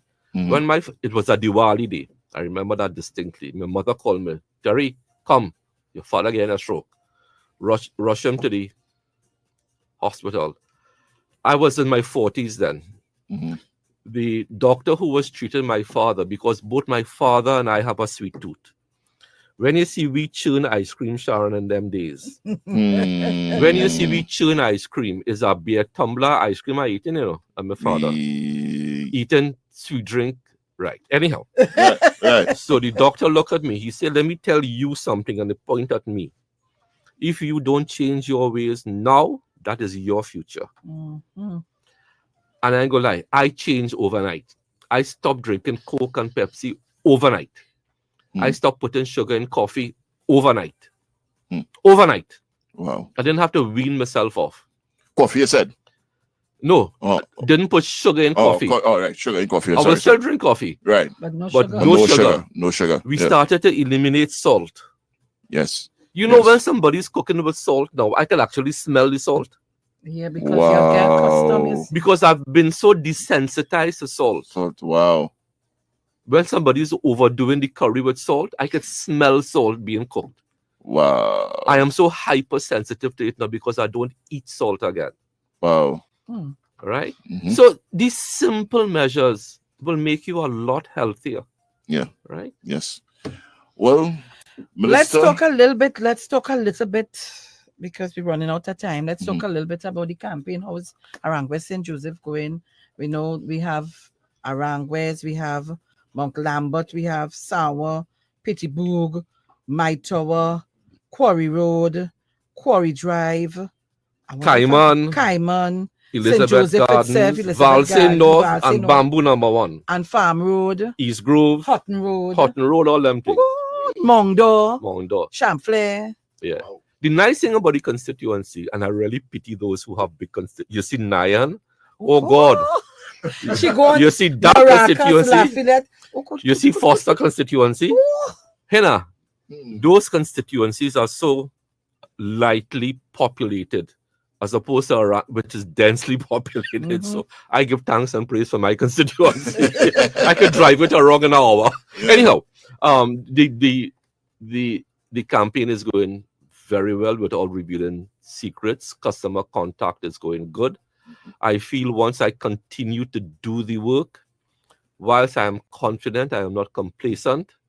I do the work every single day. But you see, more importantly, is the work I have done in the past. That work I have done in the past is paying dividends now. I want you to give us a little synopsis of some of the work that you would have done in the past. And if you want to, you could identify where. Sure. So my vision for St. Joseph is built around what we call human development. Everything has to impact a person's life or a community's life in a positive way. And I remember in a by-election, standing up in Mount Dore and telling the people of Mount Dore, my first public meeting, I want the little girl in Mount Dore to have the same opportunity as the little girl in Arangwes and Valsay. Because let's be honest, the divide between the north of the Eastern Main Road in communities like My Tower, Quarry, Spring Valley, that divide was just too big for me to bear. Half of the constituency was well developed, half of the constituency was not. The people of Cayman, they now have a community center. Not only a community center, not only a building, you know, but they have an ICT access center. So the young children of Cayman and My Tower and Quarry could have the same internet accessibility to the child in Valsay and Arangwes and Bamboo. That is equity. That is human development. So it's not just a building. It's what goes, it's like the hospitals. It's not just a building. It's what goes on inside there to make your lives better. And I think that is one of my proudest legacies in these communities. In addition, many communities, and water is an issue, continues to be an issue, but many communities now have a better water supply. Quarry Drive never had a good water supply, but now they have a much better water supply. And what I have to do with Quarry Drive now is fix back their road properly, which I am working on, right? So infrastructurally, Sharon, I don't know if you remember Mount Door Extension. Mount Door Extension, where the road Where the goes Y- right to go to Spring Valley and the Y goes up. Mhm. If you remember Mount Door Extension, that was a ravine. I know. And the children there, when they had to go to school, had to cross the ravine on a fallen coconut tree trunk. Wow. That is what I'm talking about, equity. Nobody in Aranguez and Valsine had to cross a tree trunk to go to school. We built that road. But I built that 12 years ago. People will forget. Right? I was in Six Drive, Moundo, a couple days ago. When you see the people's houses we are saving by putting on that massive retaining wall. Right? So that work I did over the past 12 years is going to reap some benefits now. We have to repurpose the Moundo Community Center. It is structurally unsound.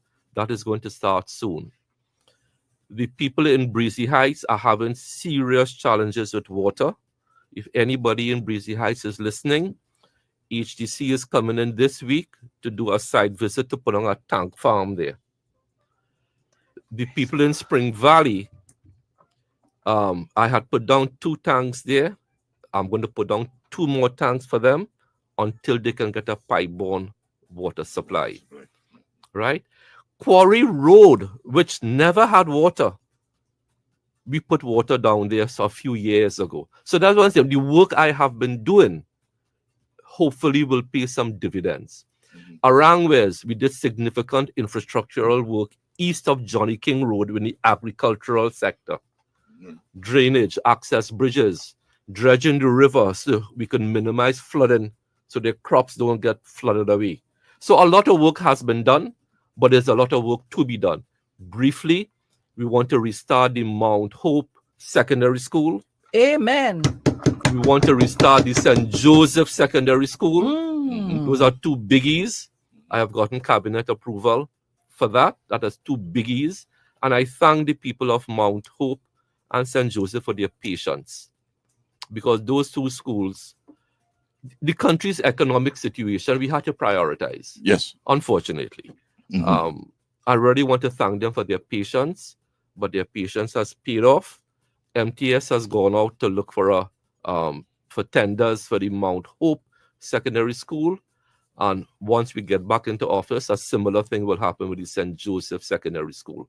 So that is a quick tour from Cayman to Quarry to my tower to Aranguez of what I have been doing.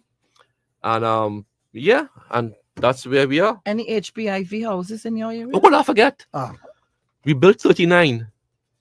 Now, what is a HPIV house? House Village Improvement Program. Everybody knows we have a problem with housing. But HCC housing are for people who are employed and who have a certain income. But there are many people who don't have an income, who don't have a roof over their head. This government pioneered something called the HVIP program in Moruga, and then we rolled it out to other constituencies. These are people who could never dream of having a structure, could never dream of having a roof over their head, could never dream of accessing a HGC property because they are not working.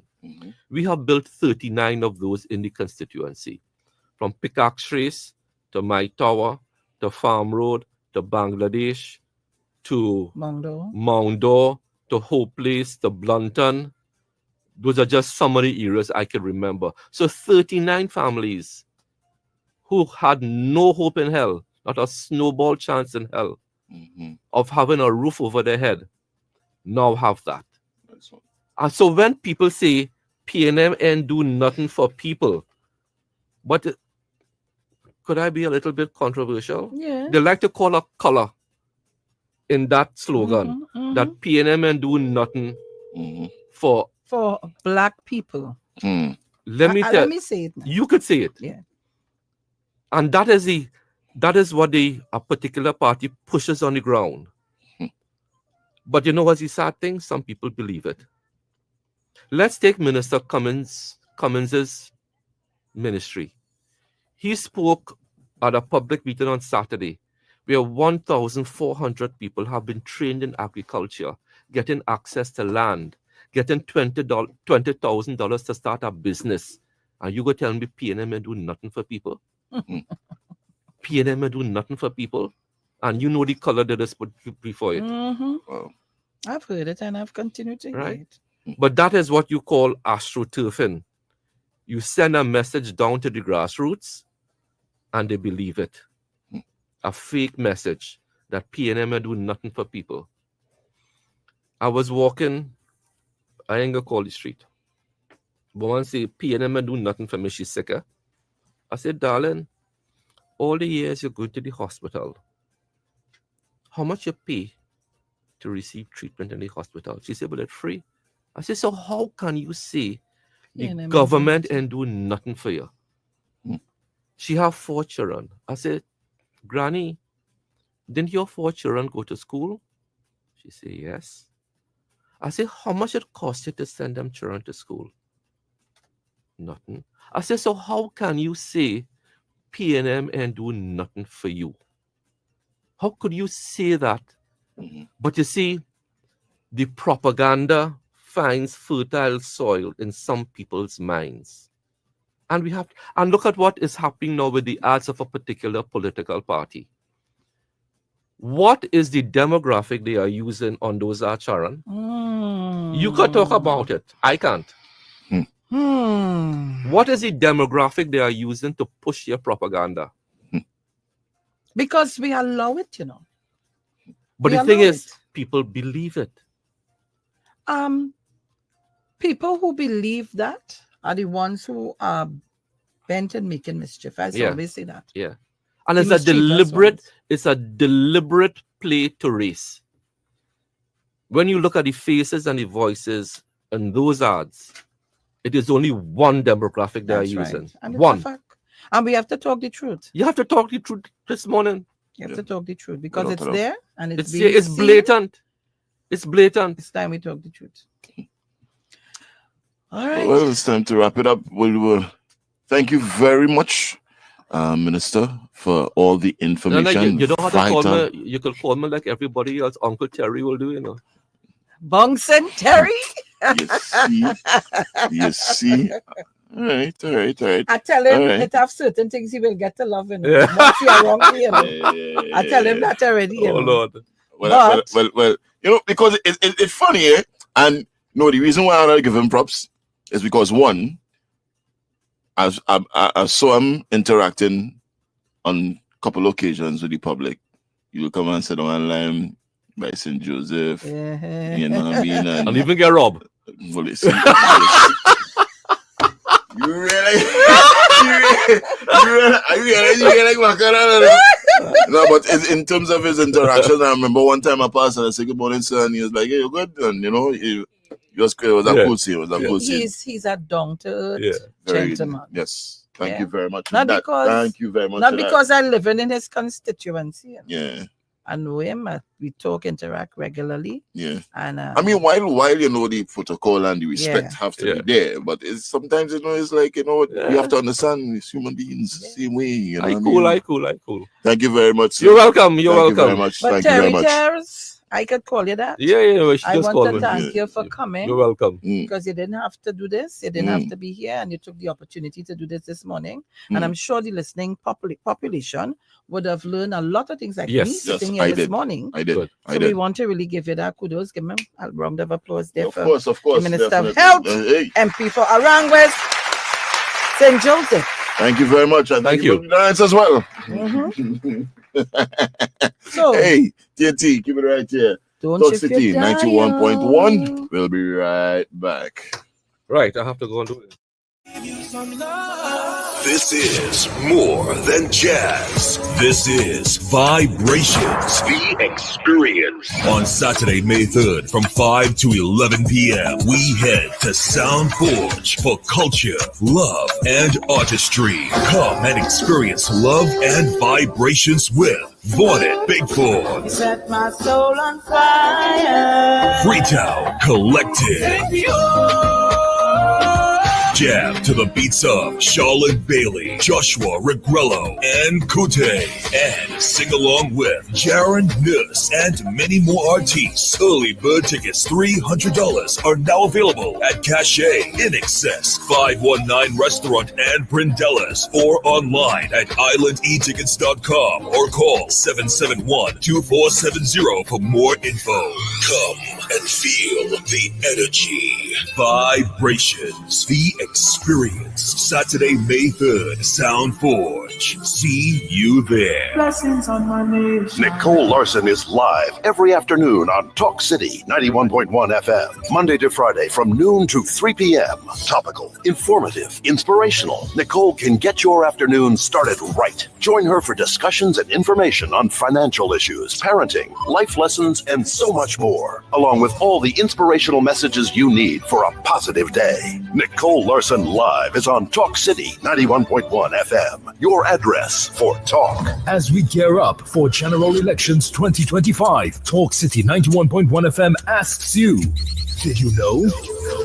Did you know that the Commission is mandated by law to submit reports on the review of the boundaries for parliamentary, local government, and Tobago House of Assembly elections within certain specified periods? Such parliamentary reports are by law required to be submitted to the Prime Minister and to the Speaker of the House of Representatives. Soon after such a report is submitted, the relevant minister lays before the House of Representatives for its approval the draft of an order by the President for giving effect, whether with or without modification, to the recommendations contained in the report. Did you know? Well, Where is the fire? The fire in my people. Where is the fire? God. Saltfish and pigtail remain a feature of many meals today. Have you ever wondered why? Before the commencement of the European transatlantic free trade, Africans were undoubtedly among the physically strongest and healthiest humans on the planet. Even today, hypertension is rare among West Africans. One of the biggest reasons for this, and it remains, of course, is their foodways or cuisine and their knowledge and use of medicinal herbs. They had an abundance of proteins and micronutrients from a wide array of beans and peas, grains, fruits, meat, and clean water for drinking and regular bathing. Under European enslavement, Africans endured regular starvation, poor diet, excessive salt, derived from salted meat, salted pigtail, and salted fish. Women were given extra saltfish as rewards for childbirth. We are addicted to salt. Endeavor, where knowledge grows, is hosted by the Emancipation Support Committee. Be listening on Talk City 91.1 FM this Wednesday at 8 p.m.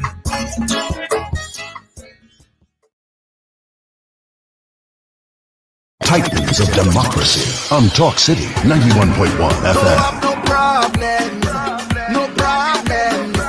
Hey. So as long as you call my name, then I will answer. I'm a happy camper, and love is the sponsor. Oh, and as long as I'm man of life, then I will dance up. No time for no anger, I'm smiling with my hands up. Hey, what they calling me? Mr. Happy Papi, Mr. Happy Papi, Mr. Happy Papi. Yeah, what they calling me? Mr. Happy Papi, Mr. Happy Papi. Was I ever happy? Yeah. Stress so what? No. Vex so what? No. Rest so what? No. Nothing can get to me. Fret for what? No. Regret for what? No. Upset for what? No. Nothing can get to me. Problems, I don't have no problems. Any issue that I face, I let the Almighty solve them.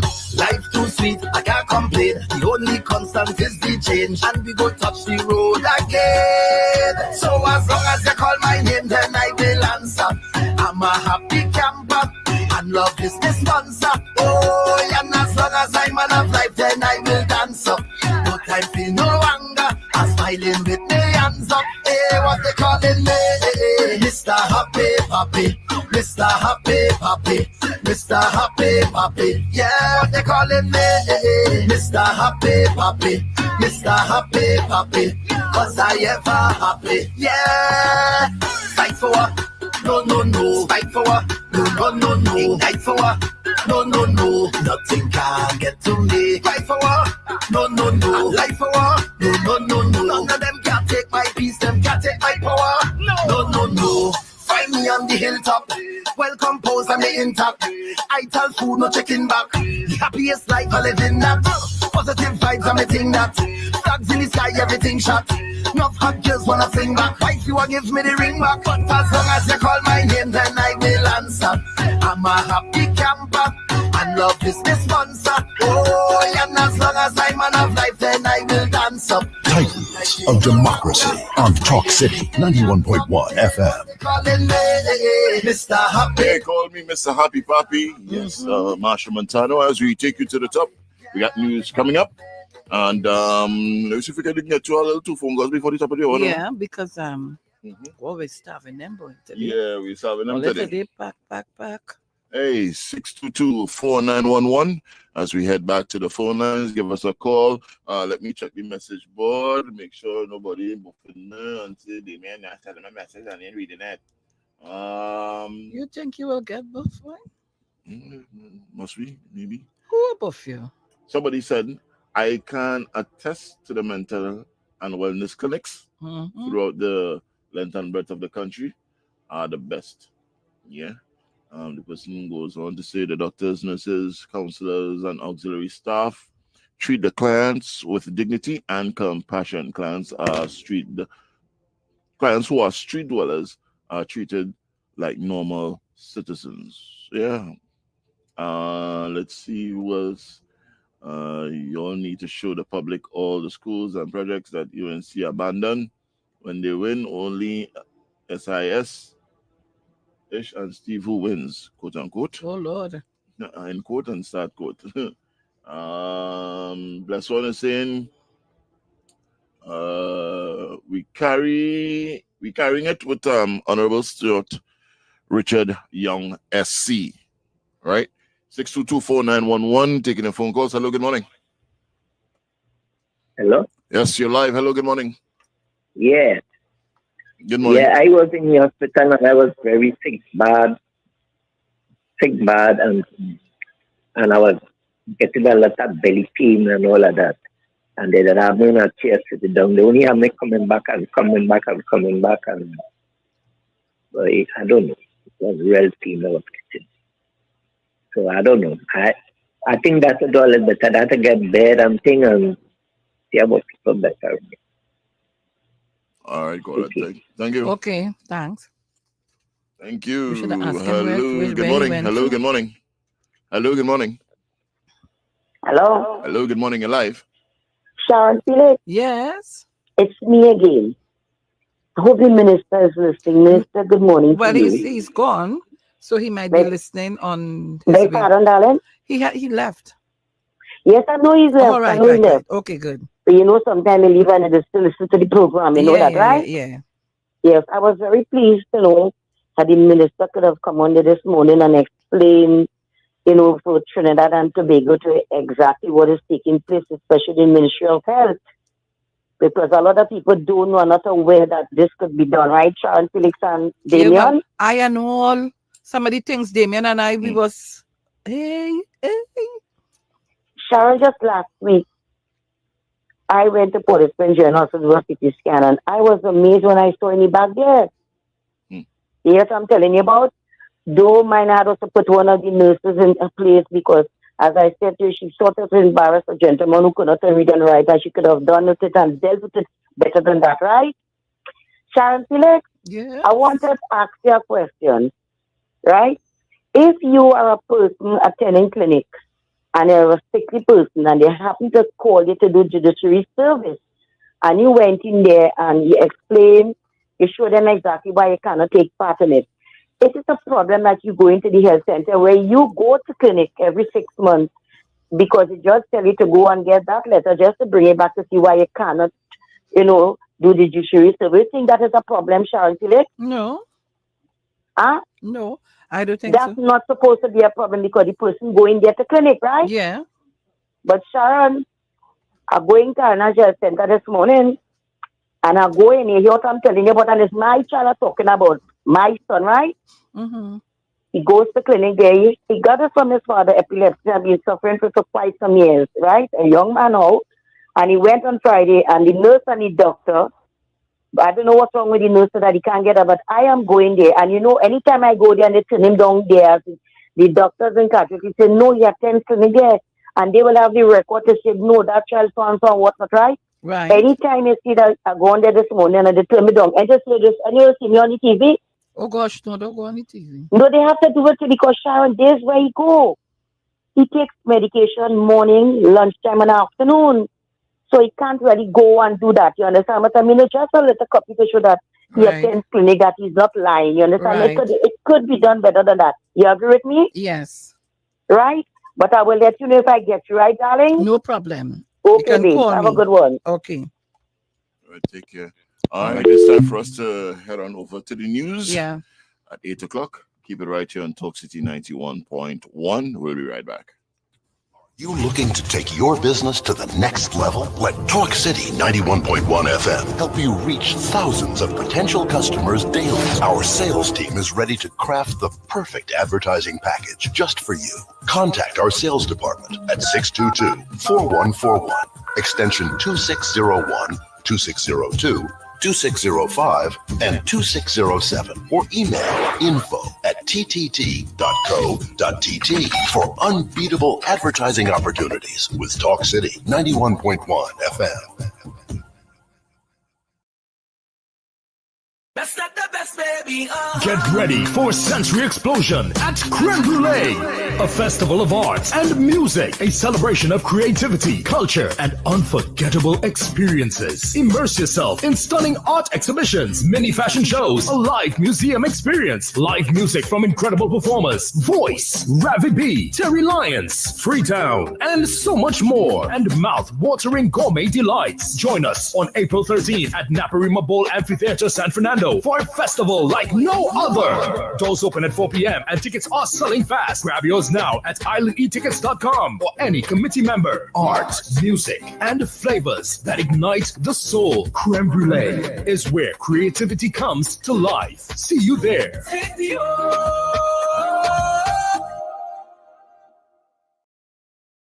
TDT News on the TDT Limited Media Network on Talk City 91.1 FM.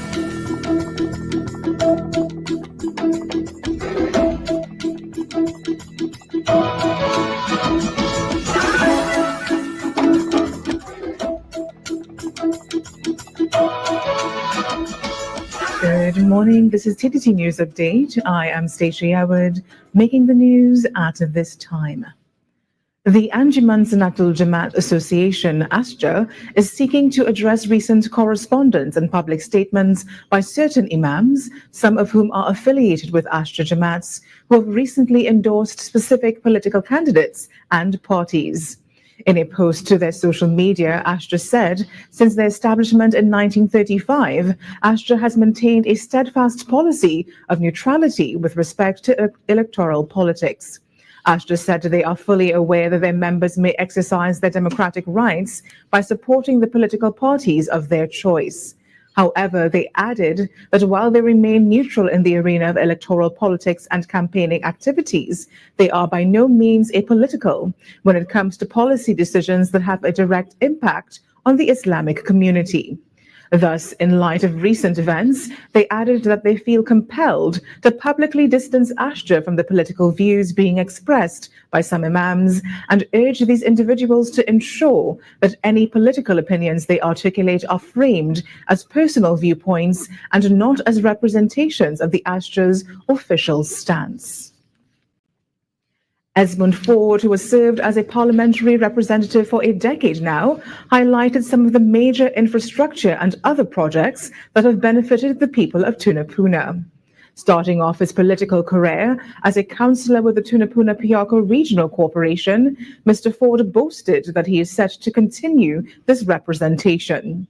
During his address at the People's National Movement's public meeting in Tunapuna, Mr. Ford cemented his loyalty to his hometown.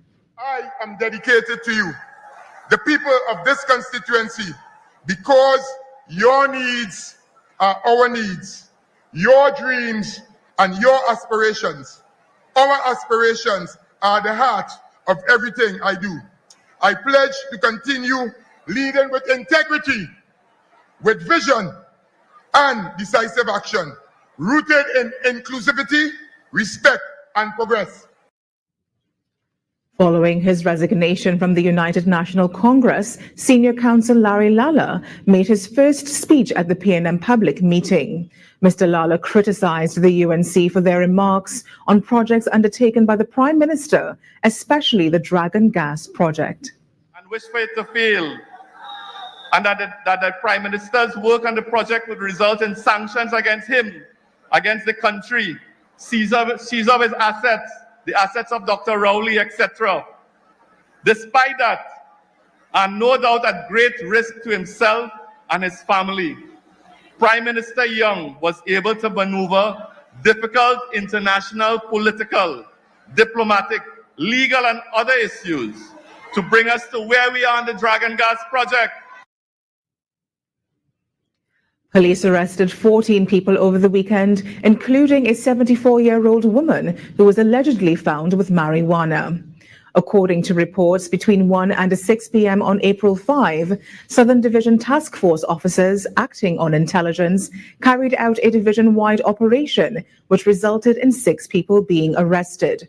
These include a 74-year-old woman from Corinth, San Fernando, who was found with 90 grams of cannabis, a 29-year-old Taruba man held for possession of 63.8 grams of cannabis, a 36-year-old Monrepo man for possession of 64 grams of cannabis, and a 44-year-old man from Cocoye, San Fernando for possession of 62 grams of cannabis. A 32-year-old Gasparilla man was held on inquiries related to the larceny of a motor vehicle, while a 33-year-old man from Bayshore, Marabella was also held on inquiries. To sport, Trinidad and Tobago hurdler Jenna Marie Thomas, who trains with Spire Institute and Academy, is hoping to book her place at the 2025 Carifta Games hosted in TNT. Thomas made the standard qualifying time, clocking 14.11 seconds in the girls under 2400-meter hurdles final on day 3 of the Carifta trials at the Manny Ramjom Stadium on Sunday. To me, it was an okay race. It was the standard, but I could have gone a bit faster. I wasn't feeling that great. The sun was really hot, coming from the cold to here. So I just did what I had today, and it was enough to qualify. No, I'm really happy about that, actually. Home soil, I would want to be there to represent my country. And I'm here yet again for my first year under 20, so I'm excited to see what I have in store.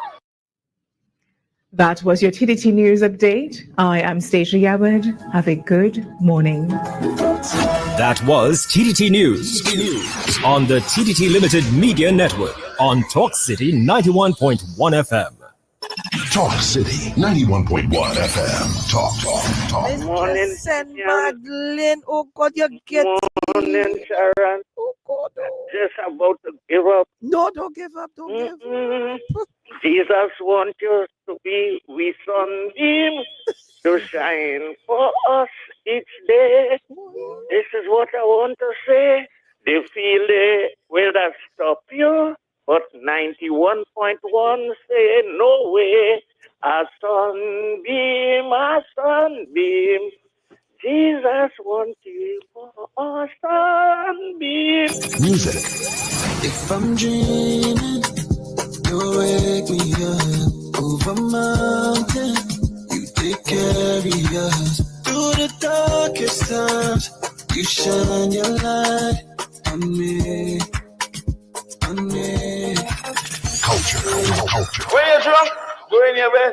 Hey, you know a woman buy a Mercedes Benz the other day, and when she drive out from the firm, the radio picking up one station. Well, she carry it back.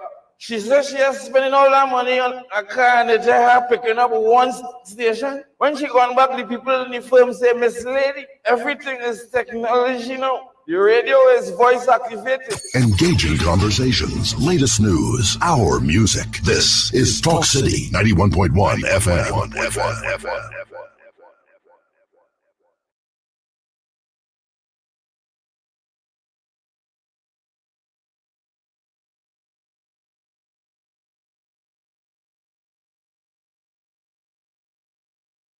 Nicole Larson is live every afternoon on Talk City 91.1 FM, Monday to Friday from noon to 3 p.m. Topical, informative, inspirational. Nicole can get your afternoon started right. Join her for discussions and information on financial issues, parenting, life lessons, and so much more, along with all the inspirational messages you need for a positive day. Nicole Larson Live is on Talk City 91.1 FM, your address for talk.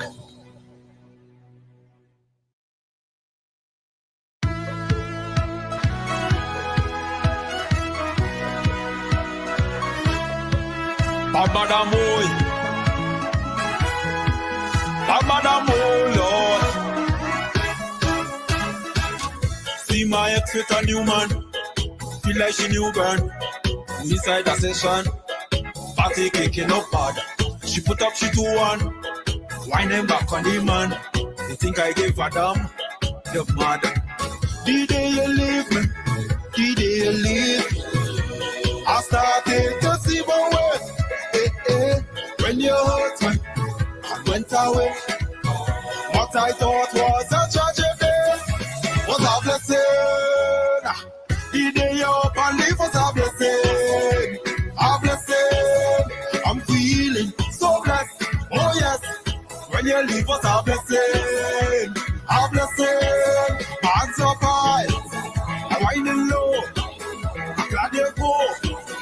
Like I never happy before, hands up high, I'm winding low, I'm glad you go, I don't want to know more, walk out the gate, all of the good you create, like I start to elevate, walk out the gate, and no debate, life gets straight and great like you was the way, so glad I procrastinate, look on my right hand, amputate, I remember the date, not cause I hate, yes I stated, not at the state, the day you leave me, the day you leave, I started to see my way. When you hurt me, I went away. What I thought was a tragedy was a blessing. The day you up and leave was a blessing. A blessing. I'm feeling so blessed. Oh yes. When you leave was a blessing. A blessing. Hands up high. I'm winding low. I'm glad you're cool. They can never happy before, hands up high, I'm winding low, I'm glad you're cool. I don't want to know more, oh no. I don't want to know more. I'm so glad that you're cool. Oh my gosh, Black Adam, they said it all inside our 8 o'clock hour, 10 minutes after the big hour. We are Talk City 91.1. Good morning to all the folks on the road already, you're at work already. We say good morning to you. Don't work too hard today. Today's Monday. I like make sure I work hard. Don't study, Damien. Anyway, as we said before, we have a packed show today, a tight show today, and we have another guest in the studio. Sharon, do the honors. Let TNT know who's our guest today. Well, listeners and callers and viewers, no stranger to radio, no stranger to the arena, no stranger to nothing. We have in our midst the Honorable Dominic Romaine.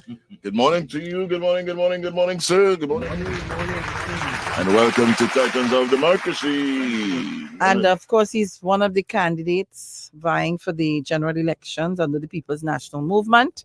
And he's going up for Malabar Mausika. That's one of these W Mirror. Yes. And that would have been Lisa Morris, Julian deceased. That was her seat. So he's now in the hot seat. Literally in the hot seat. So Dominic, tell Talk City 91.1 FM, who is Dominic Romaine? Well, I know a lot of your listeners would have followed you, so many of them already know who I am. Right, no stranger to radio, as you would have said. Former host of it's so long I even forget the name of my own show, Yeah, Pax versus Opinion. Then I used to host Cooking with Dominic on a Sunday and so on. Yeah, but my background, of course, is in finance. Yes, I've always had a love for politics. Admittedly, I did have ambitions to to embark on what I am embarking on now. I just didn't think it would have been so soon. Yeah, and in particular the circumstances that would have resulted in me being where I am now. But you're up to the challenge. I think so. You think so? Well, let's just say from being on the inside looking in now, I have a newfound respect for what MPs do. Because most people outside think it's an easy job. But having worked the constituency for the last 8 weeks, I know it's not going to be an easy job. Because you meet people every day who have issues, whether it be from a personal nature, persons who have concerns about the community. Sometimes the simplest of things people are upset about and telling you, well, I'm not voting because a street light they're asking for 6 months now and they get it. So they're not voting because of that. And all of these things. So, and then, of course, Lisa would have established a foundation with respect to the level of representation that she provided. And you have to fill that shoe. Correct. So that when Dr. Ali spoke at her funeral and he said that she was the best MP, from what I've been hearing from constituents over the last 8 weeks working, that was no exaggeration. People tell me that you have big shoes to fill. Lisa was an excellent representative. You could just pick up your phone and call her, send her a message, she messaging you back and so on. So they said they expect the same level or better of representation. But so I think they wouldn't have a problem with you. They wouldn't. Because you're no different. Correct. For me. Yes. That I know you for a very long time. Yes. And know the type of person you are and know what you stand for. I'm just saying because we work together. Yes. So I know, but I you couldn't be here. Yeah. But I'd rather you over there. Yes. I'd rather you over there. Yeah. But I want to impress upon in particular our PNM listeners, and I know I've had the experiences, I said, over the last 8 weeks, encountering persons who are in fact supporters of the PNM. Some of them say, well, on defense and whatever. And the thing is, W. Mirror for the last 4 representatives have been in government, even when that period 2010 to 2015, a horrible period, they were still in government, so that the constituency would have been able to have that benefit. Right. And so, of course, going forward, we need to ensure that come April 28th, that the People's National Movement is in fact returned to office so that we could continue that work. And let me ask you a question, and I know you could answer me. Why do you think the People's National Movement must regain leadership, must regain governance in Trinidad and Tobago? Well, we know there's the age-old saying, the alternative to the PNM is chaos and confusion. And we have seen that, right? Every time that the PNM is voted out of office, it's only a matter of time before they are voted back in.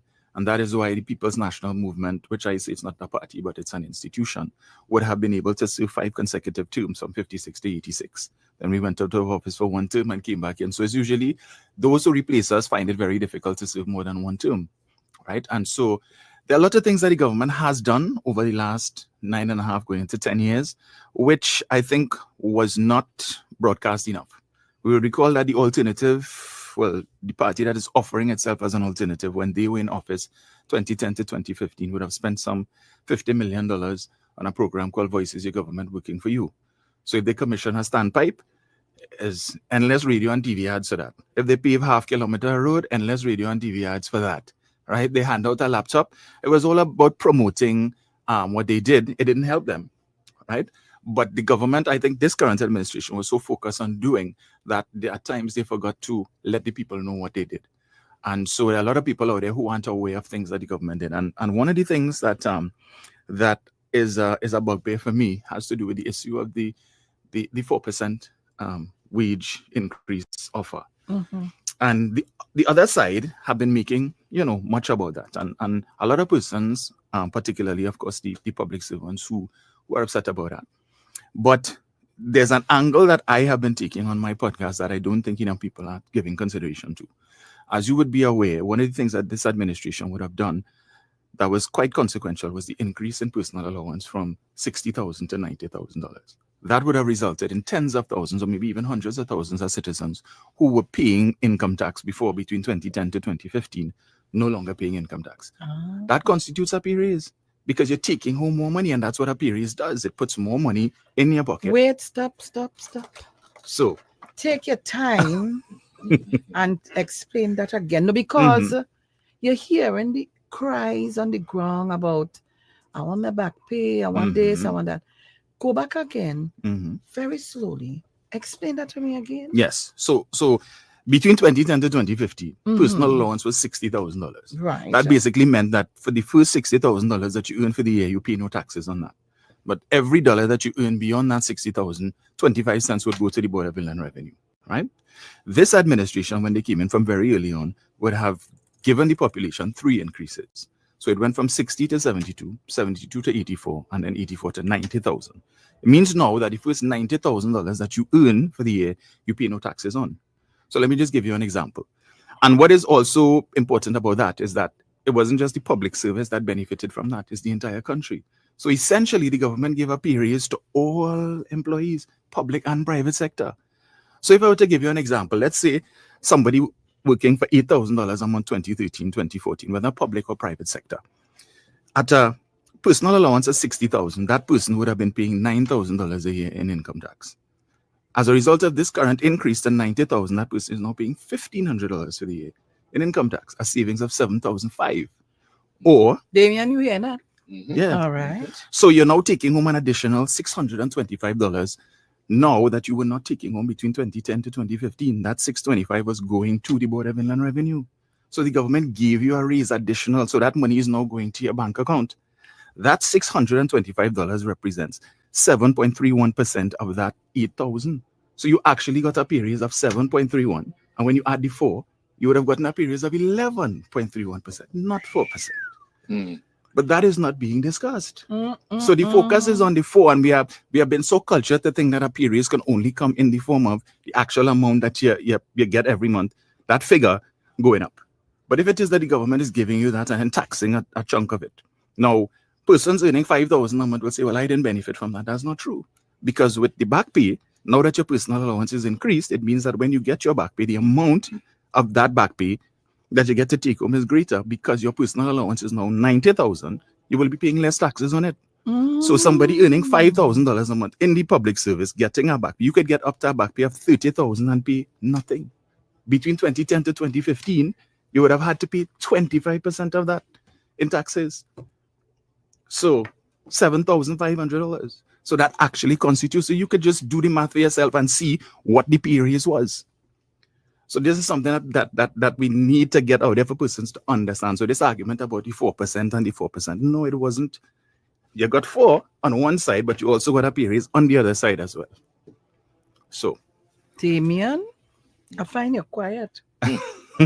You're sucking in everything. I hear it, listening. And you know, money is his field. Finance is my background. You can't beat him on that, eh? Mm-hmm. Wow. But what's your take on the whole issue of the the back pay and if they come in, the UNC saying if they get into power, they would pay this and they would pay that and would pay. What are the consequences of that? If that is done and 6 months down the road we cannot endure, what's the consequences of that? Well, of course, you're going to have to find a way to get that money, because remember, pay raise is not just simply a one-time thing. This is now going to be recurrent expenditure every month. You have to find this money to pay this salary. And we would recall when this administration came in 2015, there were challenges with respect to monies. Mr. Imbert would have made mention of the conversation that he would have had with the then central bank governor, telling him he's about to turn off the tap and you just have about 3 days money left to run the country. And that has been one of the things that persons consider to be controversial. They're saying, well, there's only 3 days money left. How come they were able to do this and that? And people need to understand this. Every year when we have the budget, right?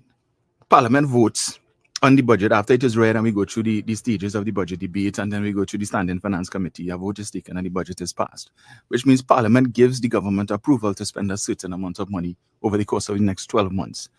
We would usually come back around May and we would have the media review where ministries would ask for additional monies based on the performance of the government's revenue position. And then you have to get permission to be able to allocate additional monies.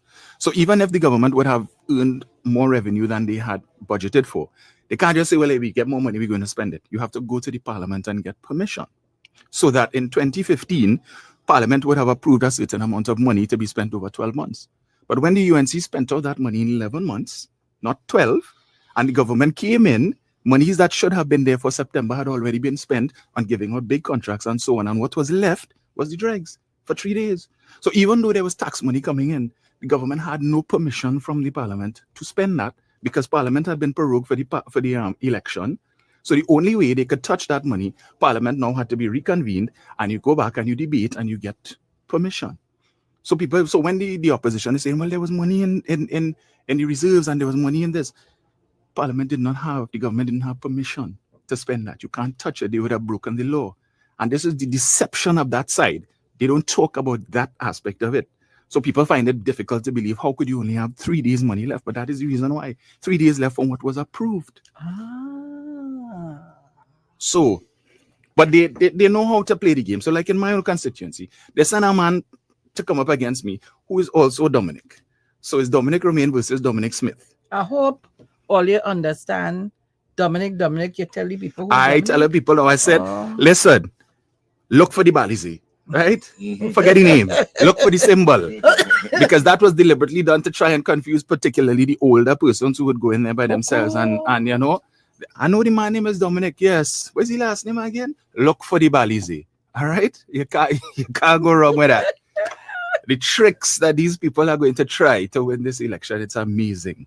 Really, really amazing. But coming back to your question, Sharon, you know, this whole issue that we had last year with the Auditor General and the Ministry of Finance and so on, right? Which again was another one of my pet peeves.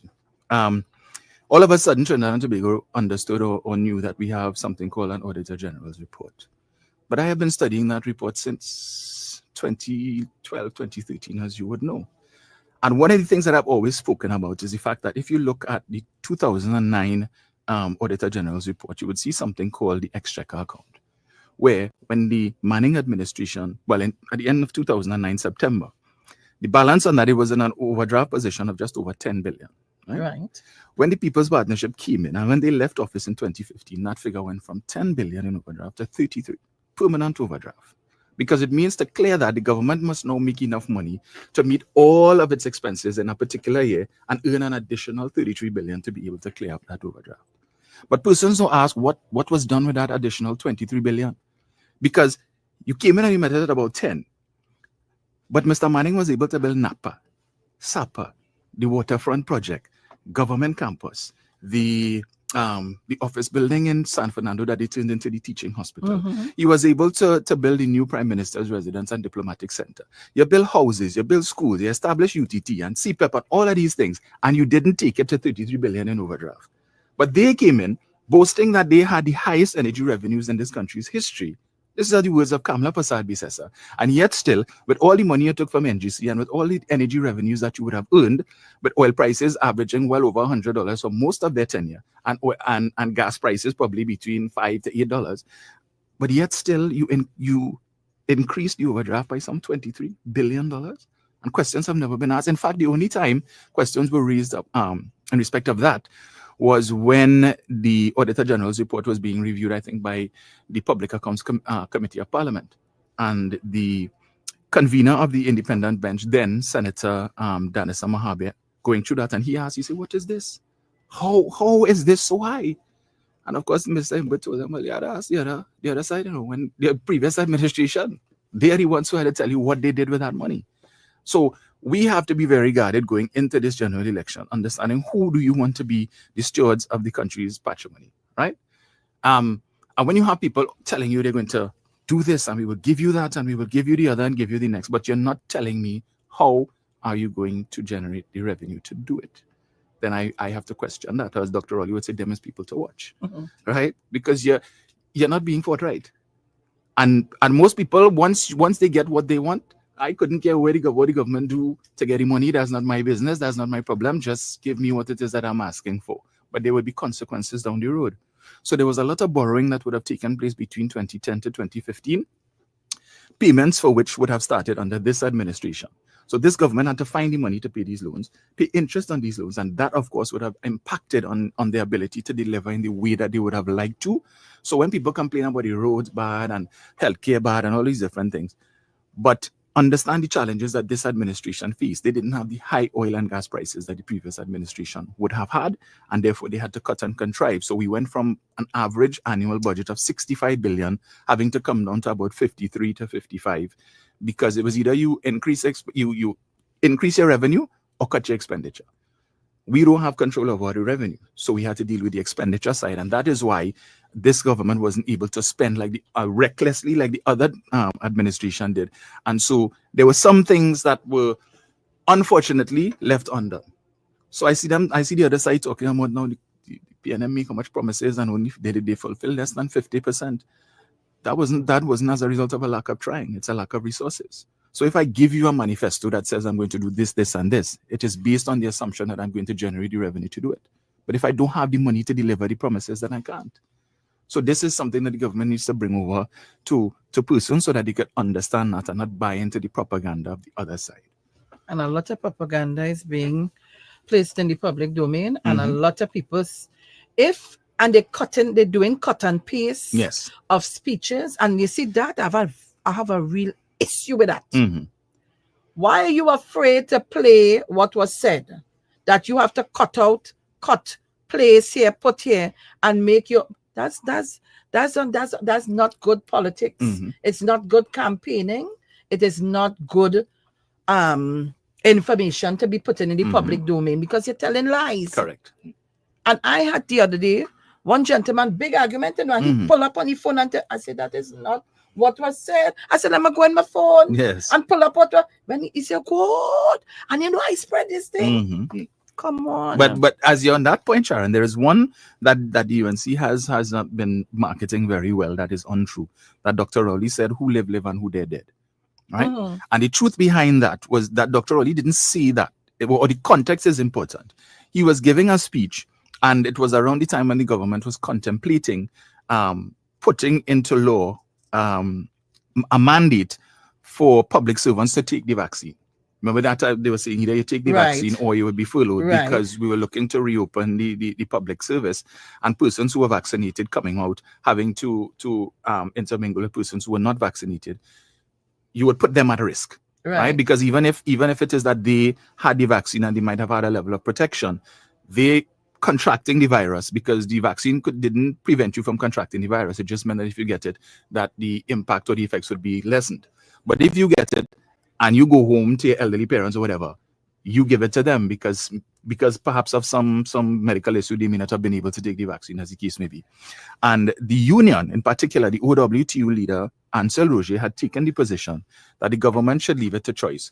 Who want to take the vaccine, let them take it, and who don't want to take it, then that's their business. So basically, what Dr. Rowley did was to characterize what Mr. Roger was saying as basically who live, and who dead. If you want to take it to live, take it. But if you don't want to take it and you wish to die, that's your choice. So he was characterizing what was said by the unions. It's not that he knew he was making a statement like that. And they took it out of context and created this lie.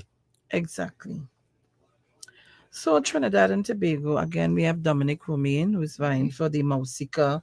Malabar Mausika. I have to get accustomed to those names, the change. These new constituencies. Did you lose any I lost one polling division to Camille Robinson Regis. Okay. Yes. I have had yeah. So it's all good. It's all good. But so how is the campaign going now? I don't want you to reveal your secrets and so on, but how is it, the momentum? How are you feeling? I am very positive. I don't think I'm being overconfident when I say Malabar Mausika is ready and responsible. What? All right, because everywhere that I go, I mean, yesterday my opponent, we both walked the same area, right? And so he went before me, and some of the residents there took pictures and they sent it. Say, hey, look, the man in the area, boy.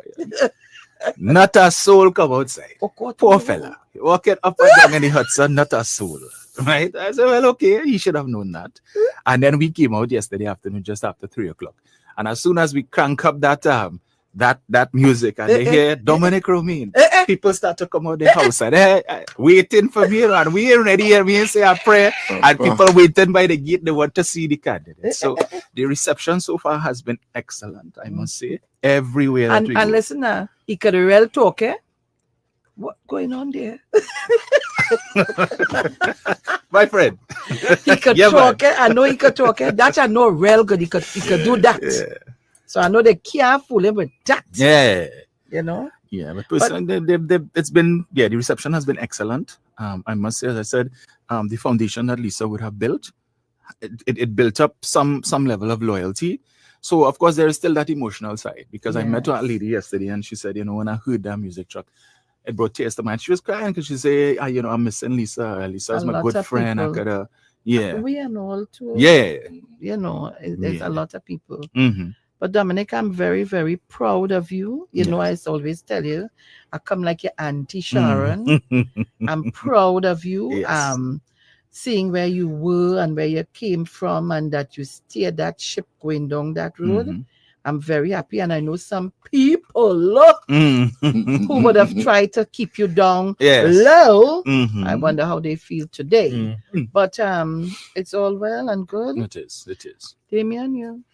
No, Damien, real quiet with this one. No, the man, real quiet with this one. It's like, you know what? Just now he take over Terrence. I'll leave him. I say, let me leave him. Nah, he explained it well enough. Where you can understand and break down the different terms. For me, listening to all the different arguments, and that's why I ask you to explain. I know you're a money man. My issue, and that people not understanding, and we out there, we listening because it's politics and it's campaigning. If we have to go to the IMF, do we understand what are the consequences of us going to the IMF? I don't think some people understand that. Yeah.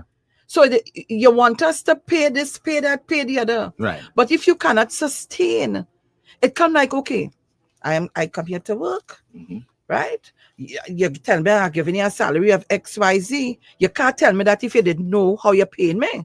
Or you just come and I willy-nilly say, hey, Gil, I could give you a little so. But then 6 months down the road, you have to come and tell me, Sharon, you got to take a cut in salary, Yes. because, I just we can't sustain it. But because I wanted to pacify you, I tell you I could give you XYZ. And then down the road, you have to cut the salary. Yes. So we have to be careful. Because IMF prescriptions are usually austerity measures. Tell them. I want you to tell them. Because at the end of the day, what if you find yourself in a financial bind? The IMF is not going to give you money to continue to engage in the same type of spending, because your situation is not going to improve. So if your challenge is one of expenditure, then we need to find ways to assist you to cut that expenditure so that the money that we give you would be able to treat with most of your needs and help you to come out of that situation. So right now we might have a little bit of buffers in terms of the Heritage and Stabilization Fund and the country's foreign reserves, but based on what the opposition is proposing, we could see how we could burn through that very quickly. And I must make mention of this fact. The only reason why the People's Partnership didn't touch the Heritage and Stabilization Fund is because they couldn't. Because the law at the time was very specific as to the conditions under which you would be able to make a withdrawal. So it spoke to if it is that there was a shortfall in your actual revenues versus what was projected by 10% or more, then you could go in and make a withdrawal. Unfortunately for them, fortunately for the country, because they were earning revenues that was significantly high, and they never would have had a shortfall of that quantum that satisfied at 10% or more, they were not able to go into the fund to withdraw the money.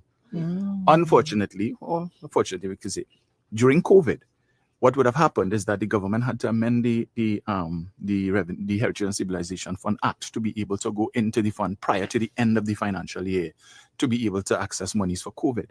So now the law as it is allows them to go in at any point in time. So that safeguard that was there before is no longer there. So that if you put them into office and they start to spend, they could now go into the Heritage and Stabilization Fund. And I would draw the person's attention. You see, the hypocrisy of the UNC is something that I cannot take.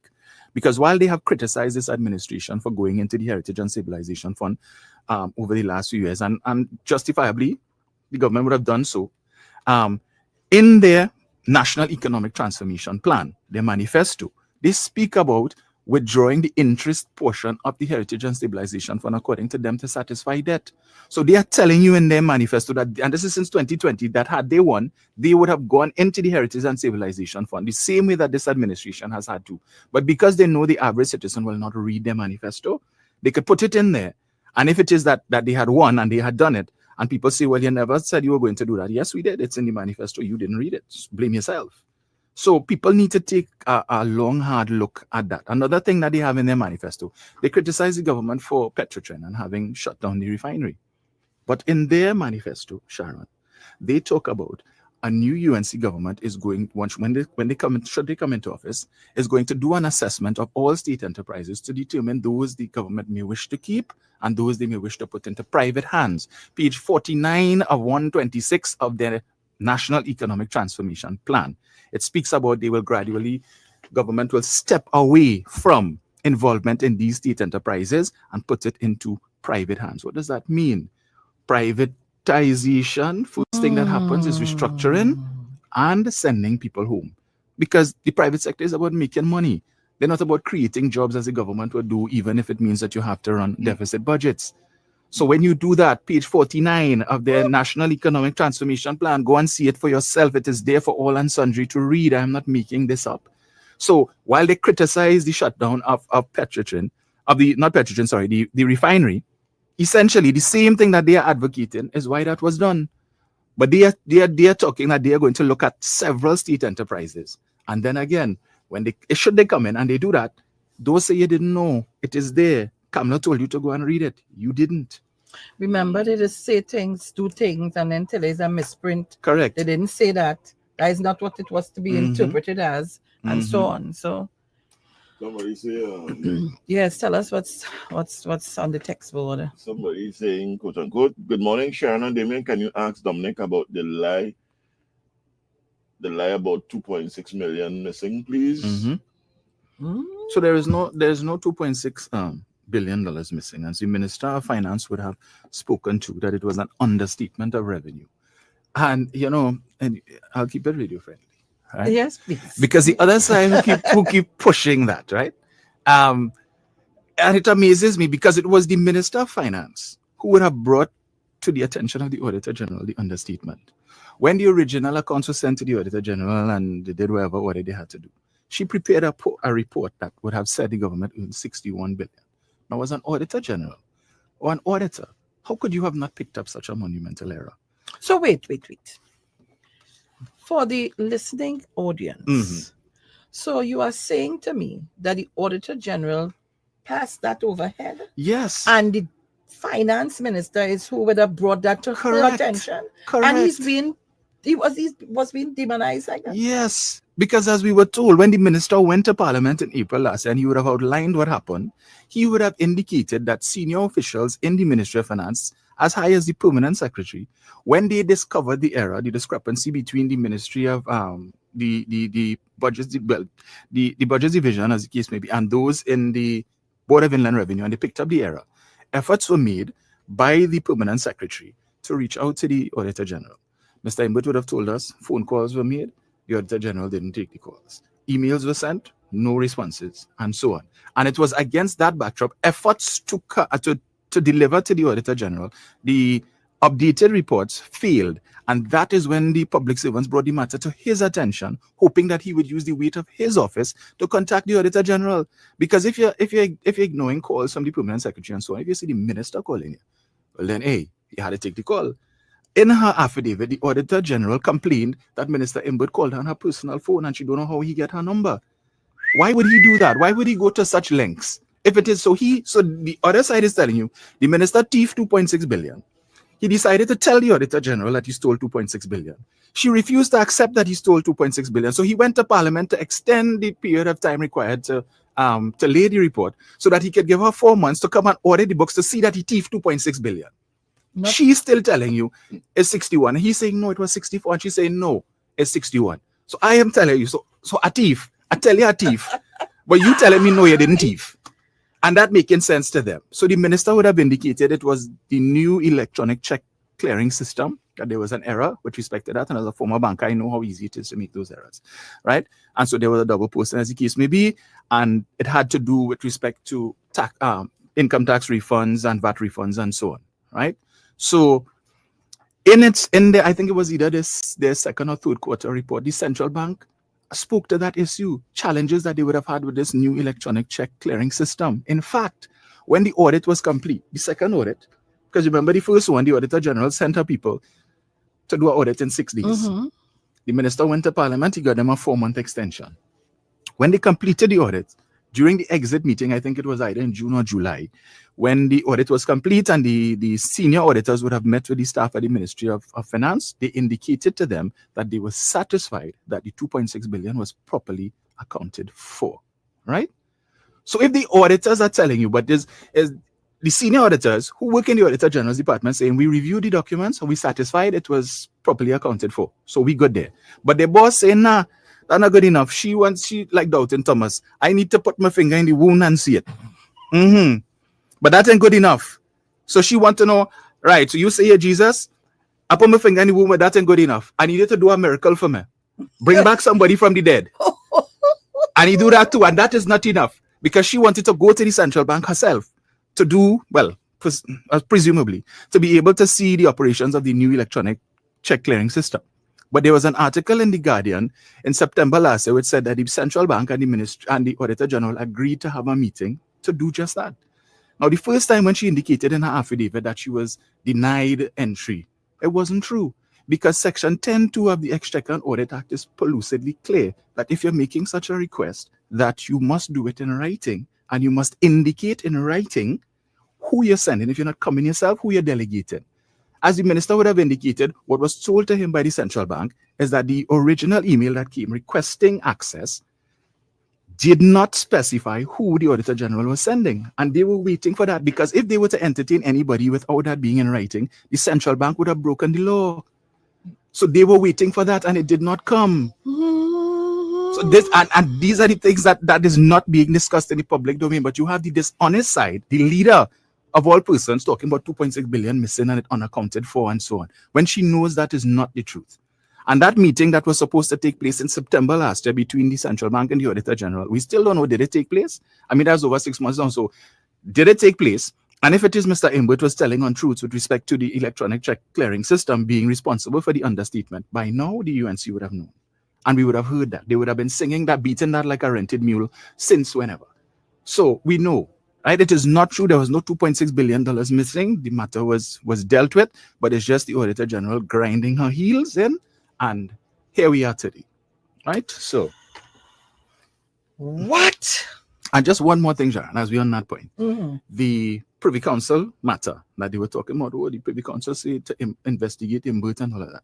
It was one Privy Council judge out of 5 who said, one, Lady Simla, who delivered the written judgment. She basically said, listen, Mr. Imbert set up a team, an investigative team, to investigate the conduct of the Auditor General. But the Auditor General has also made claims in her affidavit that she was bullied and that Mr. Imbert was biased. Why are we not investigating the Auditor General's claims that Mr. Imbert was biased and that he tried to bully her? So all we're talking about the Privy Council said to investigate and lock up him, but it is not true. The Privy Council matter was simply the Auditor General went to court asking the court to remove her as a subject of the investigation. She said, oh, you could investigate who all you want, but you see me, don't investigate my conduct. So all these things Mr. Imbert told you all about me ignoring calls and me ignoring emails and so on, I don't want to asking me no questions on that, so I don't have to give no answers. So just take me out of that probe and all you could do whatever it is all you want. And the Privy Council said, listen, we hear what she's saying. She has a legitimate argument. Let her go before the local court and let the local court decide whether or not she should be subject to that probe or if she should be removed, and they could go ahead and investigate everybody and anyone else that they want to. So that is what that matter was about, right? And then the government said, well, since the team had continued their investigations while this matter was going through the court, and the government now has a report which gives a clear outline as to what happened, how the understatement took place, it don't make sense to continue to spend a set of money to try and get the Auditor General to be interviewed. And then next thing that goes nowhere, we already have the main thing that we want. How did this happen? What were the feelings and what do we need to fix it? So we could forget about her. We don't need to get her side out anymore. That's basically it. Trinidad, Tobago, and the wider world listening. Yeah. I hope you all understood all that Mr. Dominic Romaine, loud and clear, candidate for Malabar Mausika. You sure you don't go back to work again? Because I shan't tell you, it's like, boy, you should come over here. Yeah, I mean, yeah, because it's like, you're going no good. The man waiting. I am very, very proud of you. I can't wait to hear you in Parliament. I know you go eat them raw.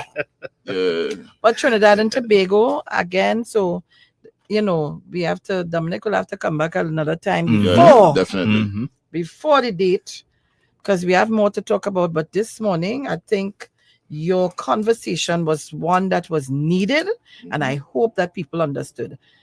I don't know if you want to take calls because we're nearly ready to go. So we can take some calls. Yeah. Dominic, you're done here. Yeah. Take some calls. Hello, good morning. I lost that one. Hello, good morning. Hello. Morning, sir. Hello. In 2010. I feel caller gotta call you back because we ain't at all. Listen, morning. Morning. Mr. Dave, morning to Dominic. Morning. Dominic, there's no other explanation that should be given more than what you now give here. 110% on the air you hit with the hammer. And whatever the opposition always trying to talk about the Minister of Finance thief or stole or misappropriate 2.6 billion, it's like gone through the window long time with that explanation that you now give. And I thank you, Dominic, for the winning team. And it's licked for them. Thank you very much. Hey, thank you very much, caller. Line 1, hello, good morning. Dominic. Yes, sir. Oh, Lord. What's going on? Leave it there. Oh, God, leave it there. Okay, boy. Leave it there. Oh, Bacadale covered with this morning. Oh, gosh, boy. I just called to wish you all the best, Dominic. You know, my boy. Yes, sir. Thank you so much. I will leave it there. I can leave it there. Let me say good morning to Cheryl Neptune, aka Loyal Listener. To all of you on my live, Ravi Nanga, good morning to you, my darling. And those on Talk City 91.1 FM. Take your calls, man. Yeah. Hello, good morning. Hi, morning to you, Damian. Morning to you, Sharon. Morning. Dominic. Morning, Angie. Happy morning. Anon. Look. Yeah. Does it text one? Or you don't call the text number. Hello, good morning. Good morning to you, Damian. Morning. Good morning, Sharon. Good morning. And good morning to Dominic. Morning. Boy, I prophesied a long time that you're going to end up in the parliament. Yes. Because of your expertise, the PNM has gotten a good one, Yes. And I say blessings to you. And you have outlined to the people of Trinidad and Tobago, you have touched on the impact of that unrealistic, unsustainable 10% increase the public servant, the devaluation of the dollar, the 50 to 1, how inflation will skyrocket, people will be pauperized. You have also touched on the Auditor General, what should I say, mistake or getting back on what is happening there and so on. So excellent. You need to bring it back, boy. Yes. Congratulations. Well done. Thank you. I think the people of Trinidad and Tobago have been educated as to what's going on. Yes. Bye-bye. Have a wonderful day, all of you. But if I could just make one quick point, Sharon. With respect to that same 10% wage increase, right? Something I find interesting is that some of these same union leaders who want to browbeat the government for this 10%, and we started negotiations at a minimum of 10%, they represent public sector workers. When they go to the private sector boardroom and sit down, they're asking for 10. They're taking 7 and taking 6. But you're telling me that a public sector worker who working for 7,000 or 8,000 a month cannot survive on an increase of anything less than 10.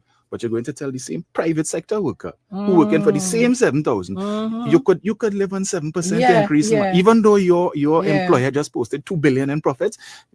7 is what is on the table, so you could work with that. But under the government, no, it can't work. Hey, taking some more phone calls. Hello, good morning.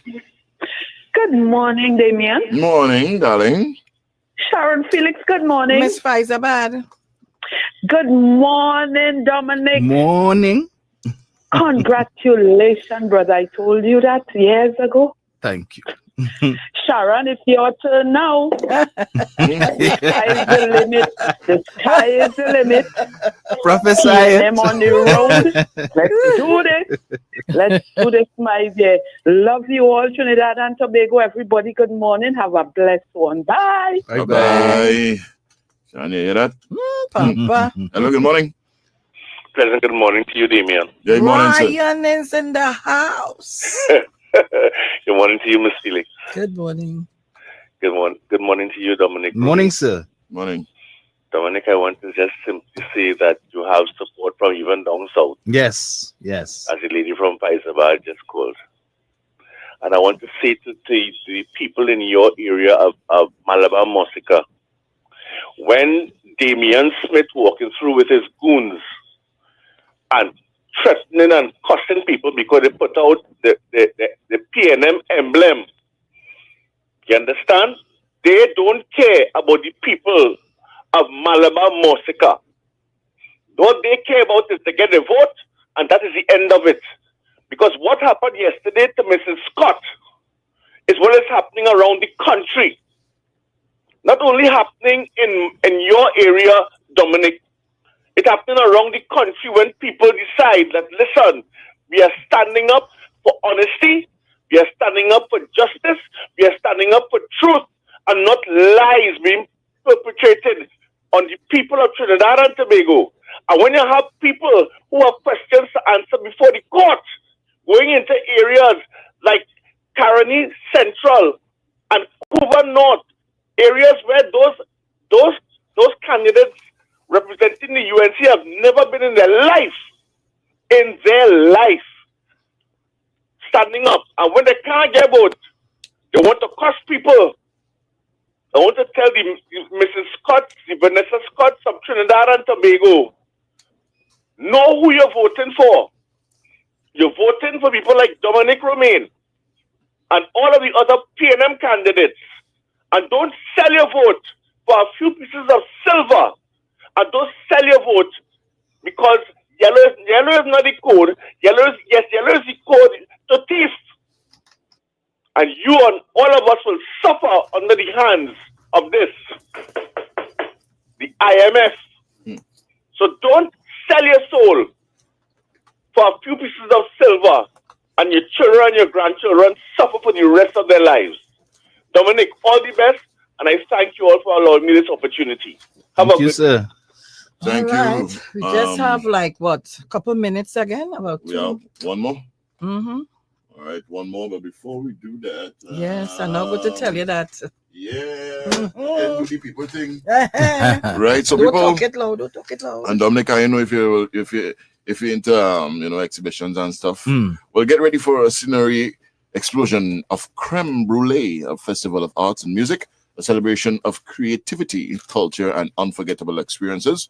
Immerse yourself in stunning art exhibitions, live music from incredible performers, mini fashion shows, a live museum experience, and mouth-watering gourmet delights. April 13th, we head to the amphitheater at Naparima Bowl, San Fernando, for an experience like no other. Doors open at 4 p.m. and tickets are selling fast. So get yours on islandetickets.com or any committee member. Art, music, and the flavors that ignite your soul. Creme brulee is where creativity comes to life. See you there. And we have room for one more, very brief. Well, let me say this before we go. Today is my cousin's birthday. All right, cousin. Rachel Noel. Hi, Rachel. Happy birthday to you, Rish. Alicia Bonds on the chat. All of you guys. Happy birthday. Happy birthday to you. Yeah. You know when it's your birthday, you have to spend. So send some $us for me now. Yeah, what? I'm my cousin. I could tell her that. Oh, hey, Dominic. Yes, sir. Any closing remarks you want to? Yeah. Well, I just want to say to Trinidad and Tobago to make the right decision, the right choice, and particularly to those of you who are partial to the People's National Movement. You know the potential of the People's National Movement and what it is that they offer. You have a new team, a mix of the experienced and the new, and I think that this new team is an excellent combination to take you guys forward. Right? So don't be fooled. Yellow, code. Right. Right. Red is the word. Oh God. Hey. What is the code? Listen. Red is the word. Oh God. Red, ready, and responsible. Oh God. And with that one, we have Mr. Gala to take us out for today. Oh yes, guys, we're out of here. Have a good day. Thank you very much, TNT. Have a great tour. Tomorrow, 6 to 9.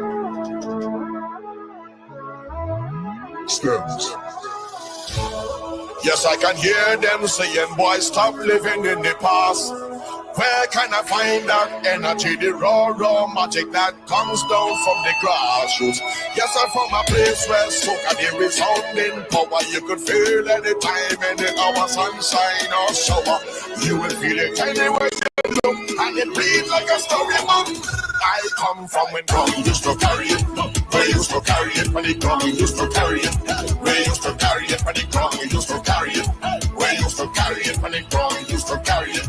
We used to carry it when Arima had it, Maturita had it, Santa Rosa had it, Dongaruka had it, Indova had it, in Sawa had it, Soparia had it, look all over. Downtown Fed was the vibes when West people live from Link Junction and the town to head to the playground and who they link inside. Arima and Central, they go and Southside. The traffic calling from your morning down the by West Morning, have cars parking like a rat. The drinks bottle long like ruler in a cooler and we chipping up the mouse to from Canada. Young times where the drum used to carry it. We used to carry it, but the drum used to carry it. We used to carry it, and the flag to the carry it. We used to carry it, and the cooler to the carry it. We used to carry it when Central had it, Korea had it, Columbia had it, Divinidad had it, 500 had it, Enterprise had it, Hoover had it. Calling all culture lovers. Are you ready to dive into the heart and soul of Trinidad and Tobago? Tune in to Culture Talk, where we explore the vibrant traditions, sizzling rhythms, and rich stories of our islands every Saturday from 7 to 9 p.m. with Short Pants. And how do you feel about Calypso? On Sunday, Short Pants opens the doors of the Kaiso Cafe from 1 to 5 p.m. You can share your views, chat with the singers, hear some of the best calypsos that were ever sung, and learn a little something and more about our Trinbago culture. Culture Talk on Saturday and Kaiso Cafe on Sunday with Short Pants on Talk City 91.1 FM. Come closer, let me give you some love. This is more than jazz. This is Vibrations. The Experience. On Saturday, May 3rd from 5 to 11 p.m., we head to Sound Forge for culture, love, and artistry. Come and experience love and vibrations with Mornin, Big Four, You set my soul on fire. Freetown Collective, Take me home.